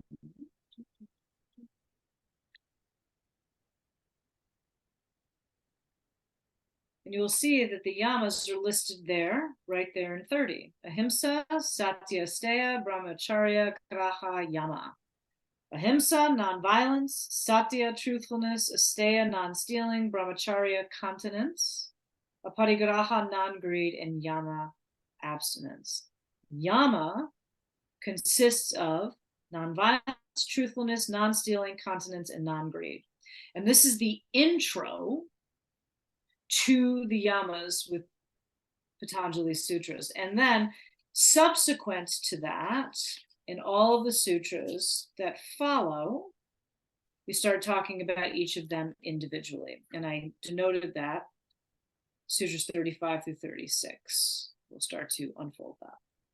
And then each of the sutras as we go individually are mapped out.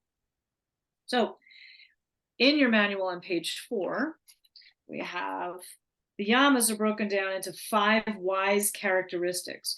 Rather than a list of do's and don'ts, they tell us that our fundamental nature is compassionate, generous, honest, and peaceful. And they are as follows. So again, the seer abides in his or her true nature. When we're present, when we get the mind stuff, the ego out of the way, we abide in our true nature. And our true nature, our fundamental nature, is compassionate, generous, honest, and peaceful. It's actually who it is that we are, that is soulful. And so in this first one, ahimsa, which we're going to read in a minute, you can see that ahimsa is connected to what Bruce Lee talks about in chapter 1 about being aware. And that is on page 18. Shannon Lee says, and that for my father, being in the flow meant in part being present, choosing to live his life consciously, purposefully, and intentionally.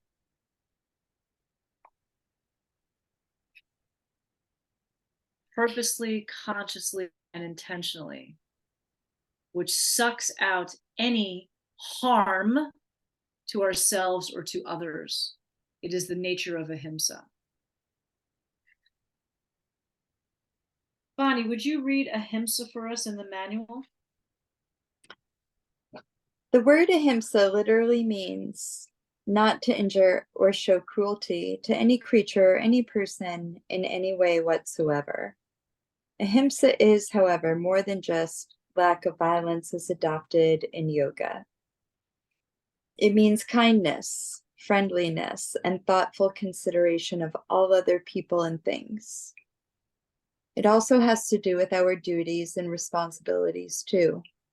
Ahimsa implies that in every situation we should adopt a considerate attitude and do no harm. Thank you. Mm-hmm. Stop sharing here so I can see all your beautiful faces.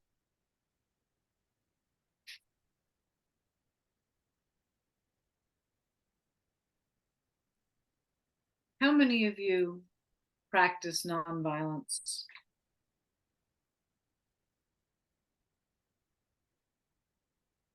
Excellent. How many of you have crappy thoughts about yourself?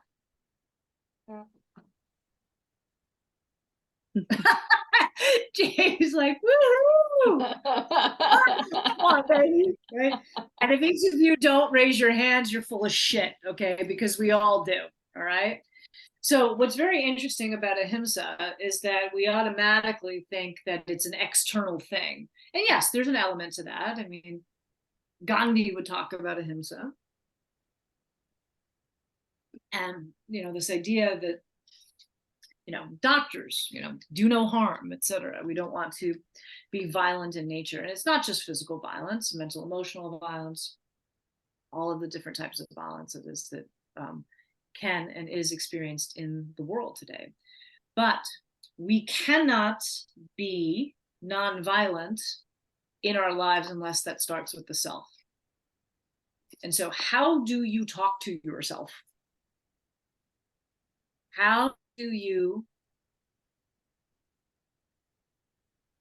deal or respond when somebody is like, you're just a little too much? When your superpower is to be much. When you're abiding in your own nature. Padawan Sutta 2, the seer then abides in his or her own nature. If you're not abiding in your own nature, it means your ego is involved because you're worried about what other people think. That actually in and of itself is a violent act because you've incorporated what other people think of you onto yourself as if it were your own. You are inflicting yourself with other people's judgments and characteristics onto you, and that's violent in nature. Discuss.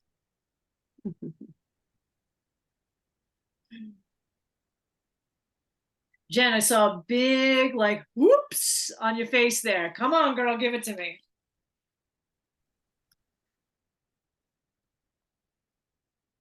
You're on mute, boo. You're still on mute. Oh, sorry. There you go. No. Keep clicking and double clicking. There we go. I mean, I do practice ahimsa. I'm very aware of it and have been for a while, but I also am very much like, I mean, it's practice, it's journey. And I catch myself doing the negative self-talk or whatever. And then I'm like, what are you doing? Like, you know, it matters what I say to myself. And yeah, so but it's one of the it's progress, it's a work in progress. Totally. It's all just, I mean, it's all practice and it's all part of it, I guess. Damn straight. Love it. Thank you for that. I want you to go ahead, hit me. Oh, Go. sorry. Why would you be sorry? Also, Do not be sorry. Stop apologizing. I'm sorry. No. I was thinking about it also in terms of how we treat our bodies, right? Like do no harm. Everybody's saying like, if you love your kids, get this, download this app and, check the chemicals that you're putting in, the toothpaste, the detergent, the this, the that, read all the labels, do all of the things so that your kids, but yet we're still, doing so much harm to ourselves by not being active or not doing, things that de-stress us, or so that would also classify as, harm. We're harming this thing that carries us around, right? Right. And it is the shelter for the soul. The only one we get. You won. I love that, Jamie. Thank you. That's why, like, right now, I'm going to say something super unpopular, so get ready. That, people are saying, like, oh, you can be healthy in any body and all that. No, you can't. No, you can't. I'm sorry. You can't. Morbid obesity and the diseases that are associated with it are not healthy. They're not. And what we're actually doing is we're inflicting harm on people by allowing them to believe that that is healthy versus saying, you know what? It's okay. We can do something about this. We can do something about this. But rather, oh, no, that's fine. It's great, etc. No, that's fucked up is what it is. It's fucked up and it's not okay. And we've allowed it to happen because we want to people please, because I don't want to be my authentic self. I don't want to hurt anybody's feelings. Guess what? Sometimes you might have to hurt people's feelings in order to help them, in order for them to be in a healthier space. What's going on in the world right now, if we were all like straight up, and part of being nonviolent is being honest and truthful. We have to be honest and truthful. And that's why Satya is the one right after that. You cannot be nonviolent unless you're truthful. And that means being honest with ourselves. We have to be honest with ourselves. We all have that growth. I've had that. Yeah, this isn't okay anymore. This is not okay anymore. And this culture of like, well, I don't want to hurt anybody's feelings. Fuck that. You're not being deliberately hurtful to people. It's not like you're going around being like, hey, you know, blah, blah, blah, blah, blah, calling people names and all that kind of shit. That's fucking schoolyard shit. But at the end of the day, like, we got to come to terms with some truths. Because coming to terms with the truth that's within you, that reflects outside into our culture, is very, very important, very, very valuable. I don't know one person out there who is not going to give somebody their propers for trying to change their life. And if they are, if you got people in your circle who are doing that, get fucking rid of them. Get rid of them. If you go to your sutras, if you go to book 2, Sutra 35, and I know we're hopscotching, but this is good stuff, trying to connect all of it.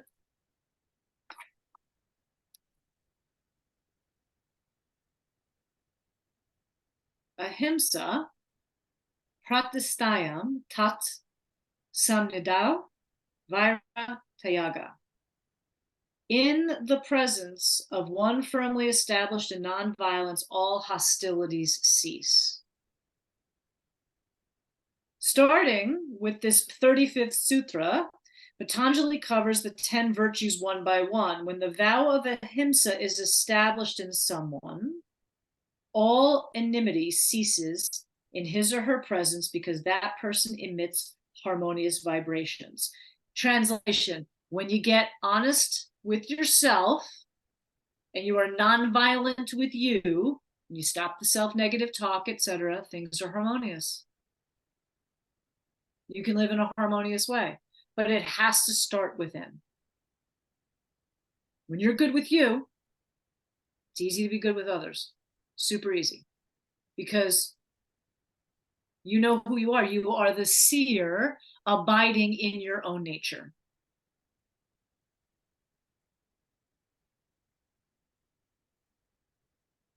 If two people who have enmity between them come to such a person, they will temporarily forget it. This is the benefit of ahimsa. When it is practiced continuously in thought, word, and deed, because it has to be. Remember, your thoughts become your words, and your words become your actions. The entire personality brings out those vibrations. So we have to start with our thoughts, our personal thoughts about ourselves.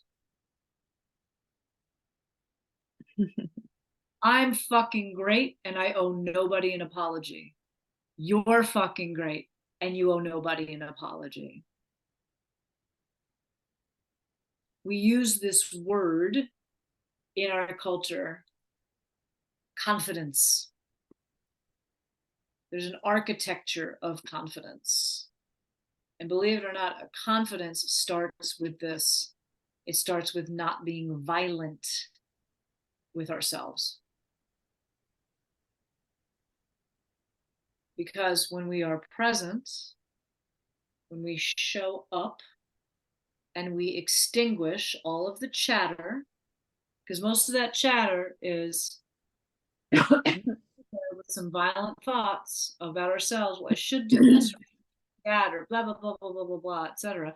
When we stop that, then we can abide in our own nature. And when you are your true and authentic self, operating from that space and living your life from that space, not only are you just soulfully unstoppable, but what others think, it doesn't even faze you. It doesn't even faze you. So that whole like people pleasing thing and all that stuff, it just goes away. People pleasing is a vehicle of the ego. I don't have enough confidence in myself.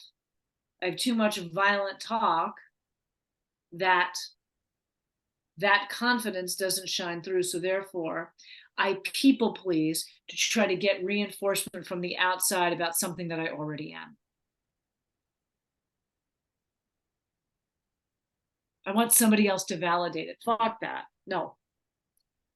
No. It's like waiting for the country to be better by waiting for politicians to make decisions. You're going to be waiting a shit ton of time. No, it has to start with you. Thoughts? Go.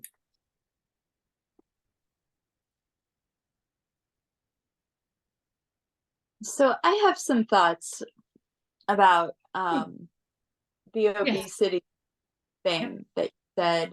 I don't know a single person who's obese, and I do know some people who are that, who aren't there because of crazy trauma, like crazy fucking trauma.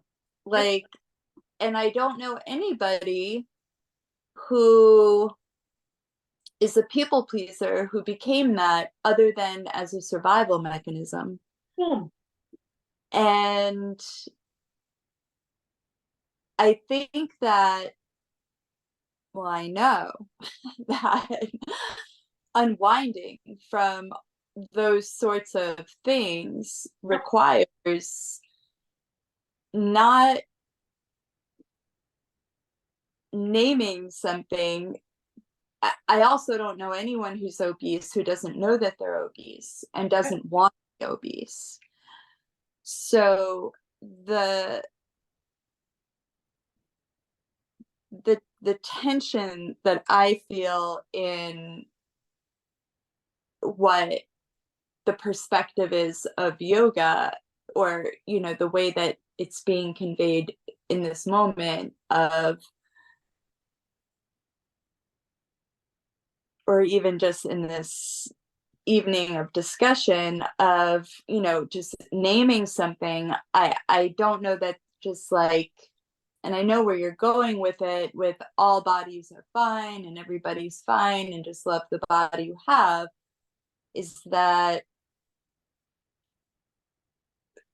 clearly the callus that had to form to create the obese body to survive in a world of traumatization isn't really discussed here. Right. And as that's a preface or as an entry point to how to allow people to overcome those things so that they can stop being so cruel to themselves, and absorb ahimsa. Okay, so Great. I don't know. Agreed. Those are my thoughts. And I love it. And it's absolutely correct, because that protective mechanism was actually a violent protective mechanism, whether it came from the person or from an outside circumstance that allowed that process to happen. It's just that treating that with, like, I'm going to point this out to you and tell you you're not okay and we're going to fix you, is also kind of, it's just a lot. Right. And I'm not using that language. I'm using that language metaphorically. I don't know if that came across appropriately, but rather saying, like, it's not okay, because we know that there's a surface level to it, and then there's a much deeper level to it. And both of those things, there is a violence that's in there. And so I'm just being direct with you guys because I can be, how do we address that violence that is happening, whether the person is inflicting it upon themselves or whether it is the result of it being inflicted? Using your example, people who deal with that, who have used that, who have developed obesity as a result of a protective covering, I venture to say that many of those folks were told, you're never going to amount to anything, or, somewhere along the line, there was a language or a conversation that happened that allowed a violent behavior to manifest itself externally or internally. And that is the thing that's not okay, that needs to be addressed.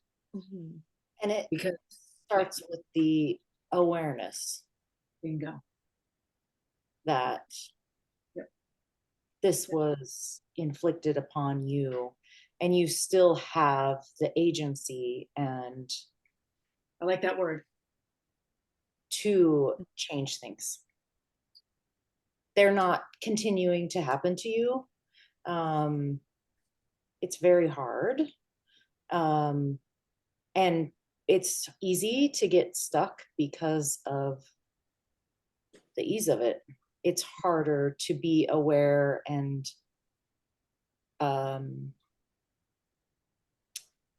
Address it. And I think because it's easier to blame this thing than to say I'm stuck in that and now I'm just fucking killing myself based on something that somebody else chose. I like that.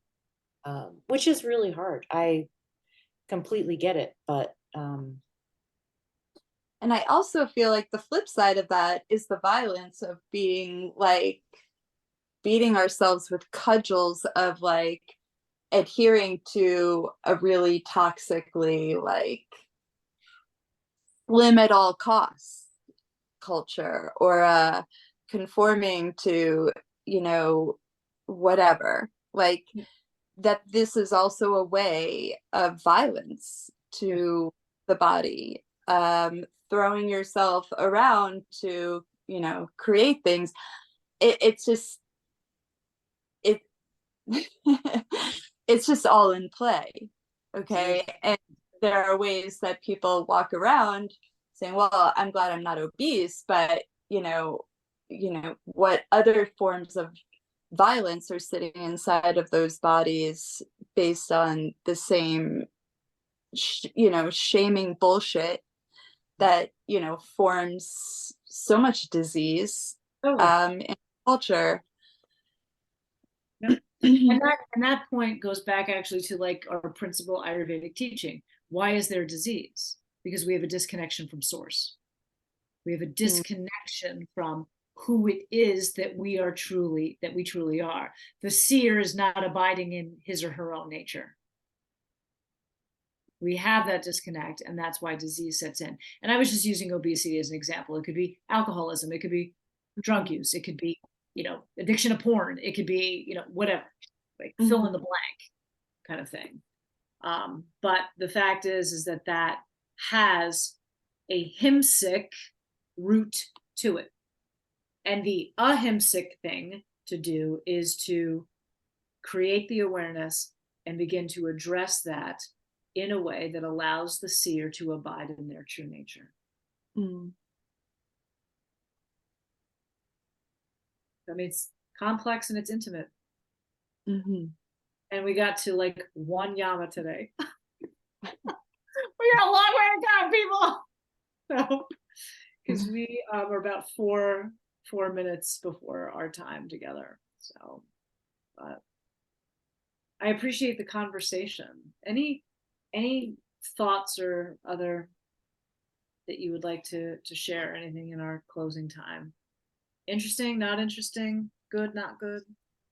What I would like to share kind of more in a form of expressing my truth, I guess, and getting something off my chest that goes with all of this. You said too, like just talking about obesity as an example, there's other examples like alcoholism, and I'm doing my inventory in my alcoholism, and something I am looking at too is the codependency patterns. And what I was seeing was the fear motivation with all of this too. The fear that's behind our true nature of the compassion and generosity and honesty and peacefulness. There's a fear of not having that drives the codependent action to take on, to people please. And I noticed in my pattern where, especially with family or close relationships, I will jump in front of a judgment that could be harmful, impactful, or shaming for another person sacrificially because I know that if I've experienced that when I don't jump in front of it, if they feel it, because I have poor energy boundaries and with understanding of empathy, I absorb their experiences, and I don't like to have it. And I never did the work to give it up to a higher power or transmute it when I'm empathizing. And so what I learned is this is uncomfortable. I don't like it. How can I control it? Well, I can jump the gun. Fascinating. And so then I jump the gun ahead of time. And what I'm doing is I'm interfering with another person's life and potential karma, which is also violent to another. Love it. And not just myself. And the act, I can see when I jump in front and control and jump the gun, not half the time, at least, if not more, it's not even a real judgment coming from outside into another. It's coming from my head of a potential, which means I'm casting it at myself. And when I saw that, I was like, oh my God, okay, that's got to stop. And talk you about know. the gritties and the mental gymnastics associated with that. It's like, what the fuck? Yeah. And I just thought I have to pray every day because I know it's a pattern, it's habit, and it's going to keep happening. But I felt like, wow, I can see it. And so Ahimsa came up tonight, just gave a way to kind of contain that, you know, to put a concept of don't do that, you know, and make it translatable to something else. And or be aware.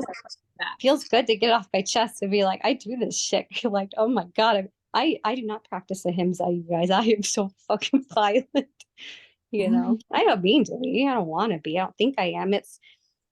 But then I think of like our teachings on prana too, which is always, can we fall behind? Can we fall behind? Because if I fall behind, then that fear in the process isn't pushing. I can be behind the fear and see how it would otherwise be controlling and manipulating all of the habit. Wow, Megan, thank you. That's amazing. Really appreciate that. Lee, was Thanks for listening, guys. It was felt good to get off my chest. Amazing. No, I was just going to acknowledge that control follows awareness. I mean, once there's awareness, then the ego or the mind is presented a choice, and one comes out of unconsciousness, so to speak. Is, you know, when you say, oh, I am this or I am that, not in a hurtful way, it's just describing what the moment is. Then the next step is, okay, now what do I do with it? Is it working for me or is it working against me? According to me, whatever that judgment is. But that statement that was given to me many, many years ago of control follows awareness, you have to be present to be aware. So you're back in that loop.